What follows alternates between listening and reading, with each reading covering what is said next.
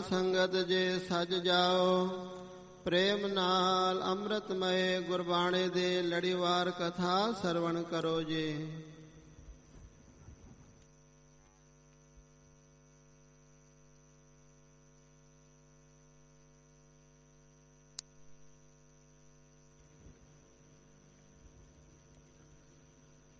ਸਤਨਾਮ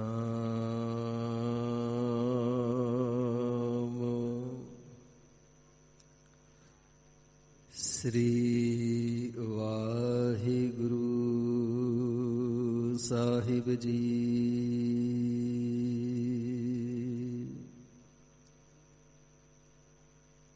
ਇੱਕ ਓੰਕਾਰ ਸਤਨਾਮ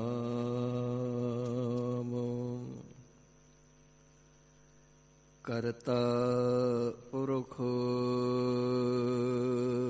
ਨਿਰਭਉ ਨਿਰਵੈਰ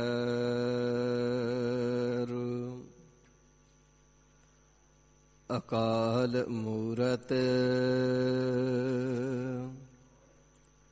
ਅਜੂਨੀ ਸੈਭੰ ਗੁਰ ਪ੍ਰਸਾਦ ਜਪ ਆਦਿ ਸਾਚੂ ਜੁਗਾਦ ਸਾਚੂ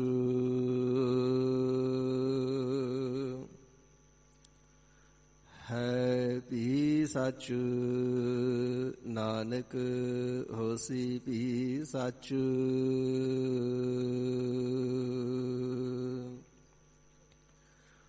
ਚੱਕਰ ਚਿਹਨ ਅਰ ਬਰਨ ਜਾਤ ਅਰ ਪਾਤ ਨਹਿਨ ਜਿਹ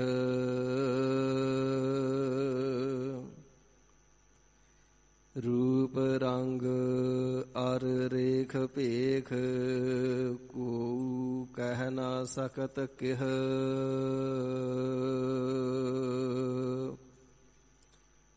ਅਚਲ ਮੂਰਤ ਅਨਭਉ ਪ੍ਰਕਾਸ਼ ਅਮਿਤੋਜ ਕਹਿਜੈ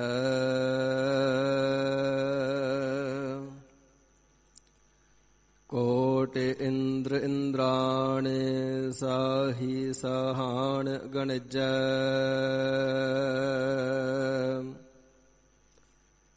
ਤ੍ਰਿਭਵਨ ਮਹੀਪ ਸੁਰ ਨਰ ਅਸੁਰ ਨੇਤ ਨੇਤ ਬਨ ਤ੍ਰਣ ਕਹਿਤ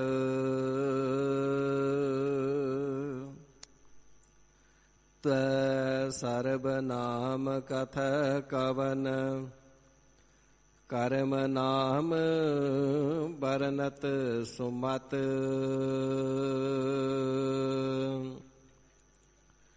ਤਾਤੀ ਵਾਉ ਨ ਲੱਗਈ ਪਾਰ ਬ੍ਰਹਮ ਸਰਣਾਈ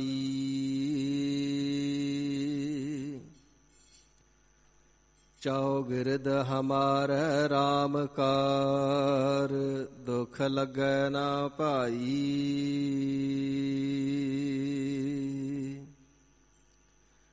ਸਤਿਗੁਰ ਪੂਰਾ ਭੇਟਿਆ ਜਿਨ ਬਣਤ ਬਣਾਈ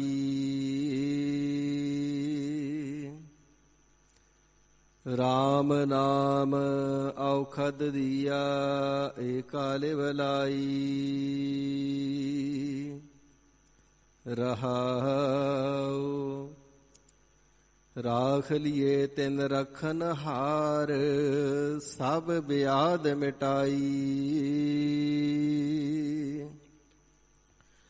ਕਹੋ ਨਾਨਕ ਕਿਰਪਾ ਭਈ ਪ੍ਰਭ ਭਈ ਸਹਾਈ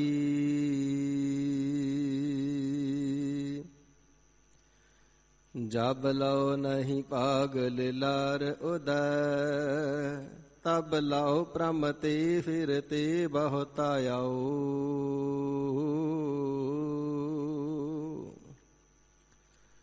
काल कोर समुद्र में बूढ़त थे, कबहू मिट है नहीं रे पछतायो।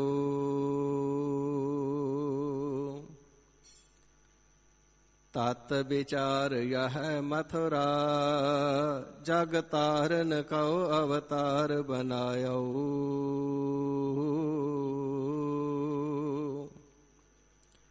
ਜਪਿਆਓ ਜਿਨ ਅਰਜੁਨ ਦੇਵ ਗੁਰੂ, ਫਿਰ ਸੰਕਟ ਜੋਨ ਗਰਭ ਨ ਆਇਓ।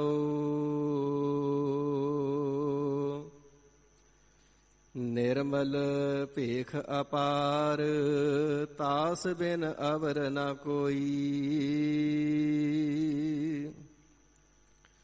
ਮਨ ਬਾਚ ਜਿਹ ਜਾਣਿਓ, ਭਾਇਓ ਤਿਹ ਸਮਸਰ ਸੋਈ। ਤਰਨ ਗਗਨ ਨਵ ਖੰਡ ਮਹਿ, ਜੋਤ ਸਵਰੂਪੀ ਰਹਿਓ ਭਰ।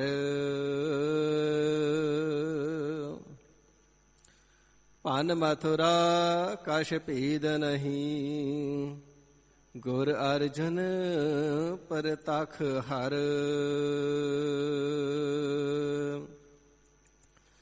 ਤੂ ਜਾਓ ਸੱਜਣ ਮੈਡਿਆ, ਦੇਈ ਸਿਸ ਉਤਾਰ। ਨੈਣ ਮਹਿੰਜੇ ਤਰਸ ਦੇ, ਕਦ ਪਸੀ ਦੀਦਾਰ।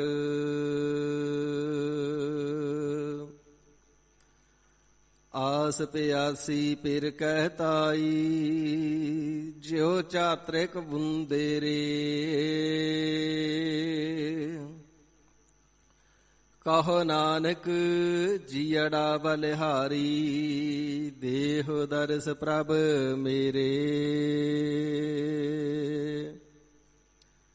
ਬੇਸੁਮਾਰ ਅਥਾਹ ਅਗਨਤ ਅਤੁਲਾ, ਜਿਉ ਬੁਲਾਵਹੁ ਤਿਉ ਨਾਨਕ ਦਾਸ ਬੋਲੇ। ਜਿਉ ਬੁਲਾਵਹੁ ਤਿਉ ਨਾਨਕ ਦਾਸ ਬੋਲੇ।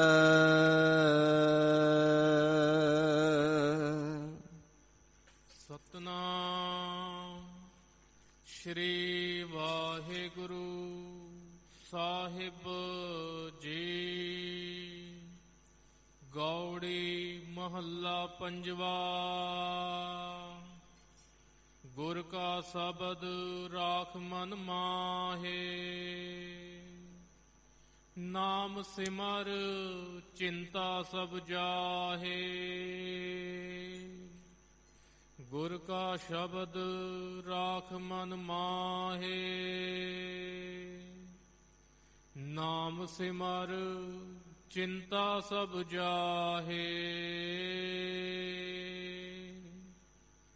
ਬਿਨ ਭਗਵੰਤ ਨਾਹੀ ਅਨ ਕੋਇ, ਮਾਰੈ ਰਾਖੈ ਏਕੋ ਸੋਏ। ਰਹਾਉ ਗੁਰ ਕੇ ਚਰਨ ਹਿਰਦੈ ਉਰਤਾਰ, ਅਗਨ ਸਾਗਰ ਜਪ ਉਤਰਹਿ ਪਾਰ। ਗੁਰ ਮੂਰਤ ਸਿਉ ਲਾਏ ਧਿਆਨ, ਈਹਾਂ ਊਹਾਂ ਪਾਵਹਿ ਮਾਨ। ਸਗਲ ਤਿਆਗ ਗੁਰ ਸਰਣੀ ਆਇਆ, ਮਿਟੇ ਅੰਦੇਸੇ ਨਾਨਕ ਸੁਖ ਪਾਇਆ। ਸਗਲ ਤਿਆਗ ਗੁਰ ਸਰਣੀ ਆਇਆ, ਮਿਟੇ ਅੰਦੇਸੇ ਨਾਨਕ ਸੁਖ ਪਾਇਆ।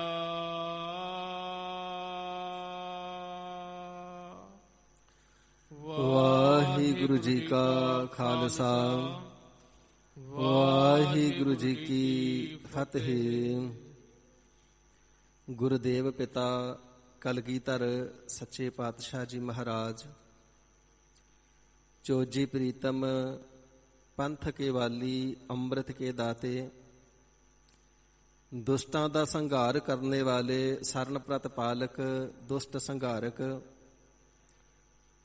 ਪੰਥ ਦੇ ਵਾਲੀ, ਤਖਤਾਂ ਵਾਲੇ, ਤਾਜਾਂ ਵਾਲੇ, ਫੌਜਾਂ ਵਾਲੇ, ਬਾਜਾਂ ਵਾਲੇ, ਨੀਲੇ ਦੇ ਸ਼ਾਹ ਅਸਵਾਰ, ਸਾਹਿਬੇ ਕਮਾਲ ਸ੍ਰੀ ਗੁਰੂ ਗੋਬਿੰਦ ਸਿੰਘ ਸੱਚੇ ਪਾਤਸ਼ਾਹ ਜੀ ਸਰਬਤ ਜੀਵਾਂ ਦੇ ਉੱਪਰ ਦਇਆਲਤਾ ਕਰਕੇ, ਕਿਰਪਾਲਤਾ ਕਰਕੇ, ਬਖਸ਼ਿਸ਼ ਮਿਹਰ ਕਰਕੇ ਸਾਨੂੰ ਸਾਰਿਆਂ ਨੂੰ ਆਪਣੇ ਸਤਿਯੁਗੀ ਤਪ ਸਥਾਨ ਤਖਤ ਸੱਚਖੰਡ ਸ੍ਰੀ ਹਜ਼ੂਰ ਸ੍ਰੀ ਅਬਚਲ ਨਗਰ ਸਾਹਿਬ ਜੀ ਵਿਖੇ ਦਸਾਂ ਹੀ ਪਾਤਸ਼ਾਹੀਆਂ ਜੀ ਦੇ ਪਾਵਨ ਆਤਮਿਕ ਸਰੂਪ ਜ਼ਾਹਰ ਜ਼ਹੂਰ ਹਾਜ਼ਰ ਹਜ਼ੂਰ ਸਰਬ ਕਲਾ ਭਰਪੂਰ ਸਾਹਿਬ ਸਤਿਗੁਰੂ ਸ੍ਰੀ ਗੁਰੂ ਗ੍ਰੰਥ ਸਾਹਿਬ ਸੱਚੇ ਪਾਤਸ਼ਾਹ ਮਹਾਰਾਜ ਸਾਹਿਬ ਜੀ ਦੀਆਂ ਗੋਦ ਦੀਆਂ ਹਾਜ਼ਰੀਆਂ ਬਖਸ਼ਿਸ਼ ਕਰਕੇ ਨਿਹਾਲ ਕਿਰਤਾਰਥ ਕਰ ਰਹੇ ਨੇ।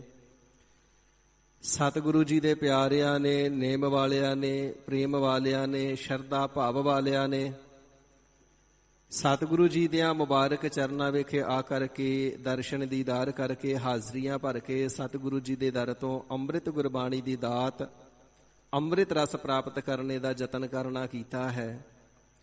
ਹੁਣ ਕਲਗੀਧਰ ਸੱਚੇ ਪਾਤਸ਼ਾਹ ਮਹਾਰਾਜ ਸਾਹਿਬ ਜੀ ਦੇ ਸੱਚਖੰਡ ਦਰਬਾਰ ਦੀ ਨਿਤ ਦੀ ਮਰਿਆਦਾ ਦੇ ਅਨੁਸਾਰ ਵਕਤ ਹੈ ਸਤਿਗੁਰ ਦੇਵ ਪਿਤਾ ਸਾਹਿਬ ਜੀ ਦੀ ਅੰਮ੍ਰਿਤਮਈ ਗੁਰਬਾਣੀ ਦੀ ਚੱਲ ਰਹੀ ਲੜੀਵਾਰ ਕਥਾ ਵਿਚਾਰ ਸ਼ਰਵਣ ਕਰਨੇ ਦਾ। ਮਨ ਚਿਤ ਬਿਰਤੀਆਂ ਇਕਾਗਰ ਕਰਕੇ ਗੁਰ ਚਰਨਾਂ ਦਾ ਧਿਆਨ ਧਰਦਿਆਂ ਹੋਇਆਂ ਸਤਿਗੁਰੂ ਜੀ ਦੀ ਪਾਵਨ ਗੁਰਬਾਣੀ ਦੀ ਕਥਾ ਸਰਵਣ ਕਰਨਾ ਕਰੀਏ। ਹਿਰਦੇ ਦੀ ਇਕਾਗਰਤਾ ਤੇ ਰਸਨਾ ਦੀ ਪਵਿੱਤਰਤਾ ਦੇ ਵਾਸਤੇ ਪਿਆਰ ਦੇ ਸਹਿਤ ਉਚਾਰਨਾ ਕਰੀਏ ਜੀ। ਸਤਨਾਮ ਸ੍ਰੀ ਵਾਹਿਗੁਰੂ ਸਾਹਿਬ ਜੀ। ਸਤਨਾਮ ਸ੍ਰੀ ਵਾਹਿਗੁਰੂ ਸਾਹਿਬ ਜੀ। ਗੌੜੀ ਮਹੱਲਾ ਪੰਜਵਾ। ਸਤਿਗੁਰ ਦੇਵ ਪਿਤਾ ਪੰਚਮ ਪਾਤਸ਼ਾਹ ਸ੍ਰੀ ਗੁਰੂ ਅਰਜਨ ਦੇਵ ਸਾਹਿਬ ਜੀ ਮਹਾਰਾਜ ਸ਼ਹੀਦਾਂ ਦੇ ਸਿਰਤਾਜ, ਸ਼ਾਂਤੀ ਦੇ ਪੁੰਜ, ਗੁਰਬਾਣੀ ਦੇ ਮੁਜੱਸਮੇ, ਸਰਬ ਜੀਆਂ ਦੇ ਪ੍ਰਤਪਾਲਕ, ਗਰੀਬ ਨਿਵਾਜ ਸਤਿਗੁਰੂ ਜੀ ਦਾ ਸੁੰਦਰ ਦੀਵਾਨ ਸਜਿਆ ਹੋਇਆ ਹੈ। ਸਤਿਗੁਰੂ ਸੱਚੇ ਪਾਤਸ਼ਾਹ ਮਹਾਰਾਜ ਜੀ ਦਾ ਪਾਵਨ ਮੁਖ ਹਾਰਬਿੰਦ ਨਿਹ ਕਲੰਕ ਚੰਦ ਦੀ ਨਿਆਈ ਪ੍ਰਕਾਸ਼ ਰਿਹਾ ਹੈ। ਗੁਰਸਿੱਖ ਮਾਈ ਭਾਈ ਸ਼ਰਧਾ ਪ੍ਰੇਮ ਭਗਤੀ ਦੇ ਨਾਲ ਜੁੜੇ ਹੋਏ ਸਤਿਗੁਰੂ ਸੱਚੇ ਪਾਤਸ਼ਾਹ ਜੀ ਦੇ ਦੀਦਾਰ ਇਵੇਂ ਕਰ ਰਹੇ ਨੇ ਜਿਵੇਂ ਚਕੋਰਾਂ ਚੰਦ ਨੂੰ ਤੱਕ ਰਹੀਆਂ ਨੇ। ਸਤਿਗੁਰੂ ਸੱਚੇ ਪਾਤਸ਼ਾਹ ਮਹਾਰਾਜ ਸਾਹਿਬ ਜੀ ਦਾ ਪਾਵਨ ਸਵਰੂਪ ਅਤੇ ਅੰਮ੍ਰਿਤ ਬਚਨ ਹਰ ਇੱਕ ਦੇ ਹਿਰਦੇ ਦੇ ਅੰਦਰ ਠੰਡ ਵਰਤਾ ਰਹੇ ਨੇ। ਸੰਸਾਰੀ ਦੁਨਿਆਵੀ ਦਾਤਾਂ ਦੀ ਚਾਹਤ ਰੱਖਣ ਵਾਲੇ ਗੁਰਦੇਵ ਪਿਤਾ ਜੀ ਦੇ ਦਰ ਤੋਂ ਆਪੋ ਆਪਣੀਆਂ ਮਨੋਕਾਮਨਾਵਾਂ ਅਨੁਸਾਰ ਪਦਾਰਥ ਮੰਗਦੇ ਨੇ। ਉਥੇ ਅਕਾਲ ਪੁਰਖ ਵਾਹਿਗੁਰੂ ਜੀ ਦੀ ਪ੍ਰਾਪਤੀ ਦੀ ਜਿਗਿਆਸਾ ਵਾਲੇ ਜਿਹੜੇ ਜਗਿਆਸੂ ਨੇ ਨਾ, ਸਤਿਗੁਰੂ ਸੱਚੇ ਪਾਤਸ਼ਾਹ ਮਹਾਰਾਜ ਸਾਹਿਬ ਜੀ ਤੋਂ ਨਾਮ ਦੀ ਦਾਤ ਪ੍ਰਾਪਤ ਕਰਕੇ ਆਤਮ ਸਵਰੂਪ ਦੀ ਪ੍ਰਾਪਤੀ ਵਾਸਤੇ ਬੇਨਤੀਆਂ ਕਰਦੇ ਨੇ। ਆਪੋ ਆਪਣੇ ਮਨੋਰਥ ਦੀ ਸਫਲਤਾ ਵਾਸਤੇ ਆਪੋ ਆਪਣੇ ਮਨ ਦੇ ਭਾਵ ਸਰਬਤ ਮਾਈ ਭਾਈ ਆਪੋ ਆਪਣੀਆਂ ਅਰਦਾਸਾਂ ਦੁਆਰਾ ਸਤਿਗੁਰੂ ਜੀ ਦੇ ਸਨਮੁਖ ਗਰੀਬ ਨਿਵਾਜ ਸਾਹਿਬ ਜੀ ਨੂੰ ਬੇਨਤੀ ਕਰਕੇ ਪ੍ਰਗਟ ਕਰ ਰਹੇ ਨੇ। ਗਰੀਬ ਨਿਵਾਜ ਸਤਿਗੁਰੂ ਜੀ ਅੰਮ੍ਰਿਤ ਦ੍ਰਿਸ਼ਟੀ ਦੇ ਨਾਲ ਸਭਨਾਂ ਨੂੰ ਨਿਹਾਲ ਕਰ ਰਹੇ ਨੇ। ਸਭਨਾਂ ਦੀਆਂ ਝੋਲੀਆਂ ਜਿੱਥੇ ਸੰਸਾਰਿਕ ਦਾਤਾਂ ਦੇ ਨਾਲ ਭਰ ਰਹੇ ਨੇ, ਹਿਰਦੇ ਦੇ ਪ੍ਰੇਮ ਵਾਲਿਆਂ ਦੀਆਂ ਸ਼ਰਧਾ ਅਥਵਾ ਹਿਰਦੇ ਰੂਪੀ ਝੋਲੀਆਂ ਨਾਮ ਦੀ ਦਾਤ ਦੇ ਨਾਲ ਭਰ ਰਹੇ ਨੇ। ਗਰੀਬ ਨਿਵਾਜ ਸਤਿਗੁਰੂ ਜੀ ਦੇ ਪਾਸ ਕੁਝ ਗੁਰਸਿੱਖਾਂ ਨੇ ਬੇਨਤੀ ਕਰਨਾ ਕੀਤੀ ਹੈ, ਹੇ ਗਰੀਬ ਨਿਵਾਜ ਸਤਿਗੁਰੂ ਸੱਚੇ ਪਾਤਸ਼ਾਹ ਜੀ, ਦੁਨੀਆ ਦੇ ਅੰਦਰ ਵਸਦਿਆਂ ਜੋ ਸਾਡਾ ਨਿੱਜੀ ਜ਼ਿੰਦਗੀ ਦਾ ਤਜਰਬਾ ਹੈ, ਮਹਾਰਾਜ ਇਹ ਚਿੰਤਾ ਐਸੀ ਹਿਰਦੇ ਦੇ ਵਿੱਚ ਘਰ ਬਣਾ ਕੇ ਬੈਠੀ ਹੈ ਜਿਹੜੀ ਨਿਕਲਦੀ ਹੀ ਨਹੀਂ।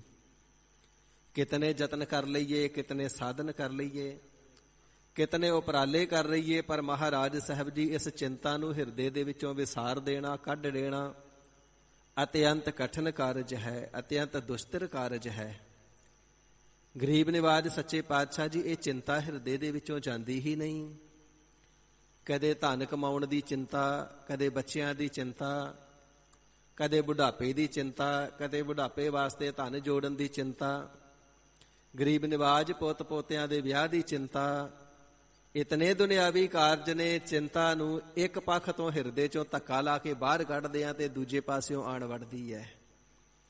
ਭਾਵ ਇੱਕ ਕੰਮ ਦੀ ਚਿੰਤਾ ਜੇ ਕਿਧਰੇ ਬੇਪਰਵਾਹ ਹੋ ਕਰਕੇ ਛੱਡਣ ਦਾ ਯਤਨ ਕਰਦੇ ਵੀ ਆ ਤੇ ਕਿਸੇ ਹੋਰ ਕਾਰਜ ਦੀ ਚਿੰਤਾ ਆ ਕੇ ਹਿਰਦੇ ਵਿੱਚ ਵੜ ਜਾਂਦੀ ਹੈ। ਇਸੇ ਪ੍ਰਕਾਰ ਵਿਦਵਾਨ ਜਨਾਂ ਨੇ ਸਾਧ ਸੰਗਤ ਜੀ ਚਿੰਤਾ ਨੂੰ ਚਿਖਾ ਦੇ ਬਰਾਬਰ ਤੇ ਫਿਰ ਚਿਖਾ ਤੋਂ ਵੀ ਵੱਡੀ ਦੱਸਿਆ ਹੈ। ਭਗਤ ਰਾਮ ਦਿੱਤਾ ਜੀ ਸ੍ਰੀ ਗੁਰ ਭਗਤ ਮਾਲ ਸਟੀਕ ਗ੍ਰੰਥ ਦੇ ਅੰਦਰ ਲਿਖਦੇ ਨੇ, ਚਿੰਤਾ ਚਿਖਾ ਬਰਾਬਰੀ, ਚਿੰਤਾ ਚਿਖਾ ਸਮਾਨ। ਜਿਹੜੀ ਪ੍ਰਤੱਖ ਹਿਰਦੇ ਦੀ ਚਿੰਤਾ ਤੇ ਬਲਦੀ ਹੋਈ ਅੱਗ ਮੁਰਦੇ ਦੀ ਚਿਖਾ ਹੈ ਨਾ, ਇਹ ਦੋਵੇਂ ਬਰਾਬਰ ਨੇ। ਜਿਹੜੀ ਚਿੰਤਾ ਹੈ ਇਹ ਮਨ ਨੂੰ ਸਾੜਦੀ ਹੈ, ਜਿਹੜੀ ਚਿਖਾ ਹੈ ਇਹ ਮੁਰਦੇ ਦੇ ਤਨ ਨੂੰ ਸਾੜਦੀ ਹੈ। ਦੋਵੇਂ ਹੀ ਅੱਗਾਂ ਨੇ। ਇੱਕ ਅੱਗ ਤਨ ਸਾੜੀ ਜਾਂਦੀ ਹੈ, ਇੱਕ ਅੱਗ ਮਨ ਸਾੜੀ ਜਾਂਦੀ ਹੈ। ਪਰ ਅਗਲੀ ਪੰਕਤੀ ਦੇ ਅੰਦਰ ਭਗਤ ਰਾਮ ਦਿੱਤਾ ਜੀ ਲਿਖਣਾ ਕਰਦੇ ਨੇ ਕਿ ਅਸਲ ਦੇ ਵਿੱਚ ਜੇ ਦੀਰਘ ਵਿਚਾਰ ਕਰਕੇ ਦੇਖਣਾ ਕਰੀਏ ਤੇ ਜਿਹੜੀ ਚਿੰਤਾ ਦੀ ਅਗਨੀ ਹੈ ਇਹ ਚਿਖਾ ਦੀ ਅਗਨੀ ਤੋਂ ਵੀ ਜ਼ਿਆਦਾ ਭਿਆਨਕ ਤੇ ਖਤਰਨਾਕ ਹੈ, ਕਿਉਂਕਿ ਚਿਖਾ ਤੋਂ ਜਲ ਕੇ ਬੁਝ ਗਈ। ਜਿਹੜੀ ਚਿਖਾ ਹੈ ਉਹ ਤੇ 5 7 10 ਘੰਟੇ ਬਲੇਗੀ ਤੇ ਅੱਗ ਬੁਝ ਜਾਵੇਗੀ। ਚਿੰਤਾ ਅਮਨ ਅਮਾਨ। ਪਰ ਇਹ ਜਿਹੜੀ ਚਿੰਤਾ ਹੈ ਜਿਸ ਹਿਰਦੇ ਦੇ ਵਿੱਚ ਵੀ ਵੜ ਜਾਂਦੀ ਹੈ ਨਾ, ਐਸਾ ਪੱਕਾ ਡੇਰਾ ਬਣਾ ਕੇ ਬੈਠ ਜਾਂਦੀ ਹੈ, ਘਰ ਪਾ ਕੇ ਬੈਠ ਜਾਂਦੀ ਹੈ, ਹਿਰਦੇ ਨੂੰ ਛੱਡਦੀ ਹੀ ਨਹੀਂ, ਹਿਰਦੇ ਚੋਂ ਬਾਹਰ ਆਉਂਦੀ ਨਹੀਂ। ਤੇ ਗੁਰਦੇਵ ਜੀ ਦੇ ਪਾਸ ਸਿੱਖ ਬੇਨਤੀ ਕਰ ਰਹੇ ਨੇ, ਗਰੀਬ ਨਿਵਾਜ ਸੱਚੇ ਪਾਤਸ਼ਾਹ ਜੀ, ਬੜੇ ਯਤਨ ਕਰਦੇ ਹਾਂ, ਬੜੇ ਸਾਧਨ ਕਰਦੇ ਹਾਂ, ਬੇਪਰਵਾਹ ਹੋਣ ਦਾ ਯਤਨ ਵੀ ਕਰਦੇ ਆ। ਗਰੀਬ ਨਿਵਾਜ ਮੁੱਖ ਚੋਂ ਇਹ ਵੀ ਕਹਿੰਦੇ ਆ, ਕਰਨਾ ਤੇ ਸਭ ਕੁਝ ਪਰਮਾਤਮਾ ਨੇ, ਫਿਰ ਚਿੰਤਾ ਦਾ ਕੀ ਅਰਥ ਹੈ, ਕੋਈ ਮਾਇਨਾ ਨਹੀਂ। ਇਸ ਪ੍ਰਕਾਰ ਵੀ ਹਿਰਦੇ ਨੂੰ ਧਰਵਾਸ ਦੇ ਕਰਕੇ ਅਚਿੰਤ ਹੋਣ ਦਾ ਯਤਨ ਕਰਦੇ ਹਾਂ, ਪਰ ਜਿਹੜੀ ਚਿੰਤਾ ਹੈ ਹਿਰਦੇ ਦੇ ਵਿੱਚੋਂ ਜਾਂਦੀ ਹੀ ਨਹੀਂ। ਸੱਚੇ ਪਾਤਸ਼ਾਹ ਜੀ ਕਿਰਪਾਲਤਾ ਕਰਕੇ ਐਸੇ ਸੱਤ ਦੇ ਉਪਦੇਸ਼ ਦੀ ਦਾਤ ਬਖਸ਼ਿਸ਼ ਕਰਨਾ ਕਰੋ, ਜਿਸ ਨੂੰ ਸਰਵਣ ਕਰਕੇ ਹਿਰਦੇ ਦੀਆਂ ਚਿੰਤਾਵਾਂ ਸਾਰੀਆਂ ਬਿਨਸ ਜਾਣ। ਹਿਰਦੇ ਦੇ ਮਨ ਦੇ ਜਿਹੜੇ ਫਿਕਰ ਨੇ ਉਹ ਸਾਰੇ ਖਤਮ ਹੋ ਜਾਣ। ਗਰੀਬ ਨਿਵਾਜ ਸੱਚੇ ਪਾਤਸ਼ਾਹ ਜੀ ਇਹ ਚਿੰਤਾ ਰੂਪੀ ਅਗਨੀ ਹਿਰਦੇ ਨੂੰ ਬੜਾ ਸਾੜਦੀ ਏ। ਆਪ ਜੀ ਦੇ ਜਿਹੜੇ ਅੰਮ੍ਰਿਤਮਈ ਬਚਨ ਨੇ ਨਾ, ਇਹ ਚਿੰਤਾ ਰੂਪੀ ਅਗਨ ਦਾ ਕਾਲ ਨੇ, ਹਿਰਦੇ ਦੇ ਅੰਦਰ ਠੰਡ ਵਰਤਾਉਣ ਵਾਲੇ ਨੇ। ਕਿਰਪਾਲਤਾ ਕਰਕੇ ਆਪਣੀ ਸ੍ਰੀ ਕੰਠ ਚੋਂ ਪਵਿੱਤਰ ਰਸਨਾ ਚੋਂ ਪ੍ਰਵਚਨ ਉਚਾਰਨ ਕਰਕੇ ਸਾਡੇ ਤਾਈਂ ਉਪਦੇਸ਼ ਦੀ ਬਖਸ਼ਿਸ਼ ਕਰਕੇ ਸਾਡੇ ਹਿਰਦਿਆਂ ਨੂੰ ਸੀਤਲਤਾ ਹੀ ਬਖਸ਼ਿਸ਼ ਕਰਨਾ ਕਰੋ ਜੀ। ਤੇ ਗੁਰਸਿੱਖਾਂ ਦੀ ਬੇਨਤੀ ਨੂੰ ਪ੍ਰਵਾਨ ਕਰਕੇ ਸਤਿਗੁਰੂ ਅਰਜਨ ਦੇਵ ਸੱਚੇ ਪਾਤਸ਼ਾਹ ਜੀ ਮਹਾਰਾਜ ਗੌੜੀ ਮਹੱਲਾ 5ਵਾਂ ਦੇ ਸਰਲੇਖ ਦੇ ਰਾਹੀਂ ਪਾਵਨ ਉਪਦੇਸ਼ ਦੀ ਬਖਸ਼ਿਸ਼ ਕਰ ਰਹੇ ਹਨ ਜੀ। ਗੁਰ ਕਾ ਸ਼ਬਦ ਰਾਖ ਮਨ ਮਾਹੇ। ਹੇ ਗੁਰਸਿੱਖ ਪਿਆਰਿਓ, ਦੁਨੀਆ ਦੇ ਅੰਦਰ ਸਭ ਤੋਂ ਵੱਡੀ ਬਰਕਤ ਵਾਲੀ ਦਾਤ ਸਤਿਗੁਰੂ ਜੀ ਦਾ ਸ਼ਬਦ ਹੈ। ਸ਼ਬਦ ਤੋਂ ਭਾਵ ਹੈ ਉਪਦੇਸ਼। ਜੋ ਸਤਿਗੁਰੂ ਸੱਚੇ ਪਾਤਸ਼ਾਹ ਮਹਾਰਾਜ ਸਾਹਿਬ ਜੀ ਦੇ ਉਪਦੇਸ਼ ਨੂੰ ਹਿਰਦੇ ਦੇ ਵਿੱਚ ਵਸਾ ਕਰਕੇ ਰੱਖਣਾ ਨਾ, ਇਹ ਬਹੁਤ ਵੱਡੀ ਦਾਤ ਤੇ ਵਾਹਿਗੁਰੂ ਜੀ ਦੀ ਕਿਰਪਾਲਤਾ ਦੇ ਨਾਲ ਪ੍ਰਾਪਤ ਹੁੰਦੀ ਹੈ। ਇਸ ਕਰਕੇ ਗੁਰੂ ਕੇ ਉਪਦੇਸ਼ ਨੂੰ, ਸਤਿਗੁਰੂ ਜੀ ਦੇ ਸ਼ਬਦ ਨੂੰ ਆਪਣੇ ਮਨ ਮਾਹੇ, ਮਨ ਦੇ ਅੰਦਰ ਹਿਰਦੇ ਦੇ ਅੰਦਰ ਸਦਾ ਹੀ ਰਾਖ ਵਸਾ ਕਰਕੇ ਰੱਖਣਾ ਕਰੋ। ਨਾਮ ਸਿਮਰ ਚਿੰਤਾ ਸਭ ਜਾਹੇ। ਤੇ ਸਤਿਗੁਰੂ ਜੀ ਦੇ ਉਪਦੇਸ਼ ਦੁਆਰਾ ਜਿਸ ਵੇਲੇ ਨਾਮ ਦਾ ਸਿਮਰਨ ਕਰੋਗੇ, ਵਾਹਿਗੁਰੂ ਜੀ ਦਾ ਅਭਿਆਸ ਕਰੋਗੇ, ਚਿੰਤਾ ਸਭ ਜਾਹੇ। ਸਿੱਖੋ ਫਿਰ ਹਿਰਦਿਆਂ ਦੇ ਵਿੱਚੋਂ ਸਾਰੀਆਂ ਹੀ ਚਿੰਤਾਵਾਂ ਜਾਹੇ ਚਲੀਆਂ ਜਾਣਗੀਆਂ, ਕੋਈ ਵੀ ਚਿੰਤਾ ਹਿਰਦੇ ਦੇ ਵਿੱਚ ਬਚੇਗੀ ਨਹੀਂ। ਜਿਸ ਪ੍ਰਕਾਰ ਹਜ਼ੂਰ ਫਰਮਾਉਂਦੇ ਨੇ ਨਾ, ਦੀਵਾ ਬਲੈ ਅੰਧੇਰਾ ਜਾਏ। ਕਿਸੇ ਕਮਰੇ ਦੇ ਅੰਦਰ, ਮਕਾਨ ਦੇ ਅੰਦਰ, ਚਾਹੇ ਸਦੀਆਂ ਤੋਂ ਘੁੱਪ ਹਨੇਰ ਅੰਧਕਾਰ ਕਿਉਂ ਨਾ ਪਿਆ ਹੋਵੇ, ਪਰ ਜੇ ਦੀਵਾ ਬਾਲ ਦਿੱਤਾ ਜਾਵੇ ਤੇ ਦੀਵਾ ਬਲਦਿਆਂ ਸਾਰ ਉਹ ਸਦੀਆਂ ਪੁਰਾਣਾ ਹਨੇਰਾ ਜਿਹੜਾ ਹੈ ਅਲੋਪ ਹੋ ਜਾਂਦਾ ਹੈ, ਮਿਟ ਜਾਂਦਾ, ਅਭਾਵ ਹੋ ਜਾਂਦਾ ਹੈ। ਇਸੇ ਪ੍ਰਕਾਰ ਜਿੱਥੇ ਸਤਿਗੁਰੂ ਸੱਚੇ ਪਾਤਸ਼ਾਹ ਮਹਾਰਾਜ ਸਾਹਿਬ ਜੀ ਦੇ ਸ਼ਬਦ ਦਾ ਦੀਵਾ ਜਿਸ ਹਿਰਦੇ ਦੇ ਅੰਦਰ ਜਗ ਜਾਂਦਾ ਹੈ ਨਾ, ਸਤਿਗੁਰ ਸ਼ਬਦ ਉਜਾਰੋ ਦੀਪਾ। ਸਤਿਗੁਰੂ ਸੱਚੇ ਪਾਤਸ਼ਾਹ ਜੀ ਦੇ ਸ਼ਬਦ ਦਾ ਜਿਹੜਾ ਦੀਪਾ ਦੀਵਾ ਹੈ ਉਜਿਆਰੋ ਜਦੋਂ ਚਾਨਣਾ ਕਰਦਾ ਹੈ, ਅਗਿਆਨਤਾ ਦੇ ਅਵਿਦਿਆ ਦੇ ਹਨੇਰੇ ਮਿਟ ਜਾਂਦੇ ਨੇ, ਚਿੰਤਾਵਾਂ ਦਾ ਅਭਾਵ ਹੋ ਜਾਂਦਾ ਹੈ, ਸਾਰੇ ਜਿਹੜੇ ਦੁੱਖ ਜਨ ਦਰਦ ਨੇ ਉਹ ਮਿਟ ਜਾਂਦੇ ਨੇ, ਕਿਸੇ ਪ੍ਰਕਾਰ ਦਾ ਵਿਕਾਰ ਵੀ ਹਿਰਦੇ ਦੇ ਅੰਦਰ ਨਹੀਂ ਰਹਿ ਜਾਂਦਾ ਹੈ, ਮਨਮੁਖਤਾਈ ਦਾ ਹਨੇਰਾ ਵੀ ਚੁੱਕਿਆ ਜਾਂਦਾ ਹੈ। ਐਸੀ ਸਤਿਗੁਰੂ ਸੱਚੇ ਪਾਤਸ਼ਾਹ ਮਹਾਰਾਜ ਸਾਹਿਬ ਜੀ ਦੇ ਅੰਮ੍ਰਿਤ ਨਾਮ ਦੇ ਅੰਦਰ ਬਰਕਤ ਹੈ। ਹਜ਼ੂਰ ਫਰਮਾਵਣਾ ਕਰਦੇ ਨੇ, ਨਾਮ ਸਿਮਰ ਸਿੱਖੋ, ਹਰੀ ਅਕਾਲ ਪੁਰਖ ਵਾਹਿਗੁਰੂ ਜੀ ਦੇ ਨਾਮ ਮੰਤਰ ਗੁਰ ਮੰਤਰ ਦਾ ਸਿਮਰਨ ਕਰਨਾ ਕਰੋ। ਹਿਰਦੇ ਦੇ ਅੰਦਰੋਂ ਸਾਰੀਆਂ ਚਿੰਤਾਵਾਂ ਚਲੀਆਂ ਜਾਣਗੀਆਂ। ਇਸੇ ਹੀ ਪ੍ਰਕਾਰ ਗੁਰ ਕਾ ਸ਼ਬਦ ਰਾਖ ਮਨ ਮਾਹੇ। ਹੇ ਸਿੱਖੋ, ਮਨ ਮਾਹੇ, ਹਿਰਦੇ ਦੇ ਅੰਦਰ ਗੁਰੂ ਕੇ ਉਪਦੇਸ਼ ਨੂੰ ਰਾਖ ਰੱਖਣਾ ਕਰੋ, ਵਸਾਵਣਾ ਕਰੋ, ਤੇ ਹਿਰਦੇ ਦੇ ਜਿੰਨੇ ਵੀ ਵਿਕਾਰ ਨੇ ਨਾ, ਉਹ ਸ਼ਬਦ ਦੀ ਬਰਕਤ ਦੇ ਨਾਲ ਰਾਖ ਹੋ ਜਾਣਗੇ, ਸੜ ਕੇ ਸਵਾਹ ਹੋ ਜਾਣਗੇ, ਖਤਮ ਹੀ ਹੋ ਜਾਣਗੇ। ਨਾ ਚਿੰਤਾ ਦਾ ਰੋਗ ਬਚੇਗਾ, ਨਾ ਆਦਿ ਵਿਆਧੀ ਉਪਾਧੀ ਦਾ ਰੋਗ ਬਚੇਗਾ, ਨਾ ਕਾਮ ਕ੍ਰੋਧ ਲੋਭ ਮੋਹ ਹੰਕਾਰ ਦਾ ਰੋਗ ਬਚੇਗਾ। ਸੋ ਰਾਖ ਹੋਣ ਤੋਂ ਭਾਵ ਹੈ ਸਵਾਹ ਹੋ ਜਾਣਾ, ਖਤਮ ਹੋ ਜਾਣਾ, ਮਿਟ ਜਾਣਾ। ਹਿਰਦੇ ਦੇ ਵਿੱਚ ਜਿਤਨੀਆਂ ਵੀ ਆਦੀਆਂ ਵਿਆਧੀਆਂ ਉਪਾਧੀਆਂ ਇਤਿਆਦਿਕ ਦੀਆਂ ਕਲਪਨਾਵਾਂ ਨੇ, ਜਾਂ ਹਿਰਦੇ ਦੇ ਅੰਦਰ ਕਲਪਨਾ ਚੱਲਦੀ ਹੈ ਹਰ ਵੇਲੇ, ਇਹ ਕਲਪਨਾ ਦਾ ਜਿਹੜਾ ਵਿਕਾਰ ਹੈ ਇਹ ਵੀ ਰਾਖ ਭਸਮ ਹੋ ਜਾਵੇਗਾ, ਸਵਾਹ ਹੋ ਜਾਵੇਗਾ। ਇੱਕ ਚਿੰਤਾ ਦੀ ਗੱਲ ਕਰਦੇ ਹੋ, ਜਿਤਨੀਆਂ ਵੀ ਚਿੰਤਾਵਾਂ ਹਿਰਦੇ ਦੇ ਅੰਦਰ ਨੇ, ਜਿਤਨੇ ਵੀ ਵਿਕਾਰ ਹਿਰਦੇ ਦੇ ਨੇ, ਗੁਰ ਕਾ ਸ਼ਬਦ, ਗੁਰੂ ਕੇ ਸ਼ਬਦ ਨੂੰ ਹਿਰਦੇ ਦੇ ਅੰਦਰ ਰਾਖ ਰੱਖਣਾ ਕਰ। ਮਨ ਦੇ ਵਿੱਚੋਂ ਸਾਰੇ ਵਿਕਾਰ ਰਾਖ ਸਵਾਹ ਹੋ ਜਾਣਗੇ, ਅਭਾਵ ਹੋ ਜਾਣਗੇ, ਮਿਟ ਜਾਣਗੇ। ਨਾਮ ਸਿਮਰ ਚਿੰਤਾ ਸਭ ਜਾਹੇ। ਆਦ ਸਮੇਂ ਤੋਂ ਲੈ ਕਰਕੇ ਜਿਨ੍ਹਾਂ ਕਿੰਨਾਂ ਨੇ ਵੀ ਨਾਮ ਜਪਣਾ ਕੀਤਾ ਨਾ, ਪਿਆਰਿਓ, ਸਾਰੀਆਂ ਹੀ ਚਿੰਤਾਵਾਂ ਤਿੰਨਾਂ ਦੀਆਂ ਜਾਹੇ ਚਲੀਆਂ ਗਈਆਂ।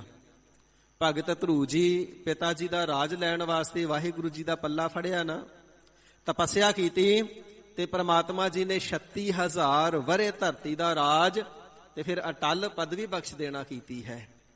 5 ਬਰਖ ਕੋ ਅਨਾਥ ਧਰੂ ਬਾਰਿਕ, ਹਰ ਸਿਮਰਤ ਅਮਰ ਅਟਾਰੇ। 5 ਸਾਲਾਂ ਦਾ ਬਾਲਕ ਸੀ, ਅਨਾਥਾਂ ਵਾਂਗੂ, ਮਾਤਾ ਪਿਤਾ ਦੇ ਹੁੰਦਿਆਂ ਵੀ ਅਨਾਥਾਂ ਵਾਂਗੂ, ਕਿਉਂਕਿ ਮਤਰੇਈ ਮਾਤਾ ਨੇ ਪਿਤਾ ਦੀ ਗੋਦ ਚੋਂ ਉਠਾਲ ਦਿੱਤਾ ਨਾ। ਤੇ ਜਿਸ ਨੂੰ ਪਿਤਾ ਦੀ ਗੋਦ ਹੀ ਨਸੀਬ ਨਾ ਹੋਵੇ, ਫਿਰ ਅਨਾਥਾਂ ਵਰਗਾ ਜੀਵਨ ਹੋਇਆ। ਜੰਗਲ ਦੇ ਵਿੱਚ ਜਾ ਕਰਕੇ ਸਿਮਰਨ ਕੀਤਾ, ਬੰਦਗੀ ਕੀਤੀ, ਭਜਨ ਕੀਤਾ। ਜਿਸ ਵੇਲੇ ਗੁਰੂ ਉਪਦੇਸ਼ ਨੂੰ ਹਿਰਦੇ ਦੇ ਅੰਦਰ ਰੱਖ ਕਰਕੇ ਵਾਹਿਗੁਰੂ ਜੀ ਦੇ ਨਾਮ ਦਾ ਚਿੰਤਨ ਕਰਨਾ ਕੀਤਾ, ਤੇ ਚਿੰਤਾ ਰਹੀ ਕੋਈ ਨਹੀਂ, ਰਾਜ ਭਾਗ ਵੀ ਮਿਲ ਗਿਆ, ਅਟਲ ਪਦਵੀ ਵੀ ਮਿਲ ਗਈ। ਇਸ ਪ੍ਰਕਾਰ ਸਦੀਵ ਕਾਲ ਵਾਸਤੇ ਪੂਜਨੀਕ ਹੋ ਗਿਆ। ਜਿਸ ਕਿਸੇ ਨੇ ਵੀ ਨਾਮ ਦਾ ਸਿਮਰਨ ਕਰਨਾ ਕੀਤਾ ਹੈ, ਚਿੰਤਾ ਸਭ ਜਾਹੇ, ਉਸ ਦੀਆਂ ਸਾਰੀਆਂ ਚਿੰਤਾ ਚਲੀਆਂ ਜਾਂਦੀਆਂ ਹਨ। ਗੁਰਸਿੱਖੋ, ਤੁਸੀਂ ਵੀ ਹਰੀ ਪਰਮਾਤਮਾ ਜੀ ਦੇ ਨਾਮ ਦਾ ਸਿਮਰਨ ਕਰਨਾ ਕਰੋ। ਹਿਰਦੇ ਦੇ ਅੰਦਰ ਕਿਸੇ ਪ੍ਰਕਾਰ ਦੀ ਕੋਈ ਚਿੰਤਾ ਨਹੀਂ ਰਹਿ ਜਾਵੇਗੀ। ਬਿਨ ਭਗਵੰਤ ਨਾਹੀ ਅਨ ਕੋਏ। ਗਰੀਬ ਨਿਵਾਜ ਸਾਹਿਬ ਜੀ, ਚਿੰਤਾ ਕੋਈ ਇੱਕ ਥੋੜੀ ਹੈ।